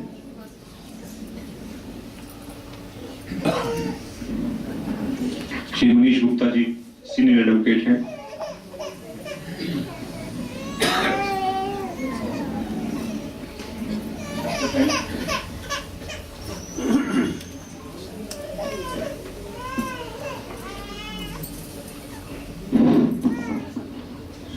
सबसे पहले तो मैं इस सभा भवन में उपस्थित सभी भाइयों का, बहनों का, बच्चों का, माताओं का नमन करता हूँ। उसके साथ ही उच्च शिक्षण संस्थान के जो डायरेक्टर अरोड़ा जी हैं और मेरे जानने वाले जैन साहब हैं, व अन्य सभी लोगों का बहुत धन्यवाद करता हूँ कि उन्होंने मुझे इस लायक समझा कि यहाँ बुलाया और मेरा मार्गदर्शन किया। मुझे यहाँ आकर 2-4 बातें बहुत ही सुंदर लगी। एक तो जो ये हॉल है ये बहुत अच्छा है, इसमें बैठकर बड़ी शांति मिलती है। इस हॉल के अंदर पता नहीं क्या बात है, महापुरुषों का आशीर्वाद है या क्या बात है, बहुत अच्छी एक प्रेरणा मिलती है, शांति मिलती है। दूसरी बात जो आज मेरे पूर्व वक्ताओं ने कही है वो बहुत अच्छी बातें कही हैं, उनकी बड़ी डीप स्टडी है। हालांकि जीवन के अंदर हर वक्त सच बोलना ये पॉसिबल नहीं, न बच्चों से, न स्वयं से, न किसी से, लेकिन ये बात अवश्य है कि जितना हम सच बोल सकें, जितनी अच्छी से अच्छी बातें दूसरों के साथ कर सकें, जितना अपना आचरण अच्छा रख सकें, उच्च जीवन रख सकें, वो हमें जरूर करना चाहिए। इन्हीं शब्दों के साथ बहुत अधिक समय न लेकर मैं पुनः सबका बहुत बहुत धन्यवाद करता हूँ। सबका शुभ।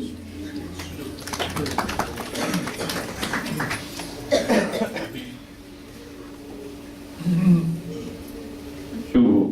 खड़े होकर भगवान को नमन करते हुए आज के साधन को समाप्त करेंगे। 8:30 बजे कीर्तन रखा जाएगा आधे घंटे के लिए। शुभ हो।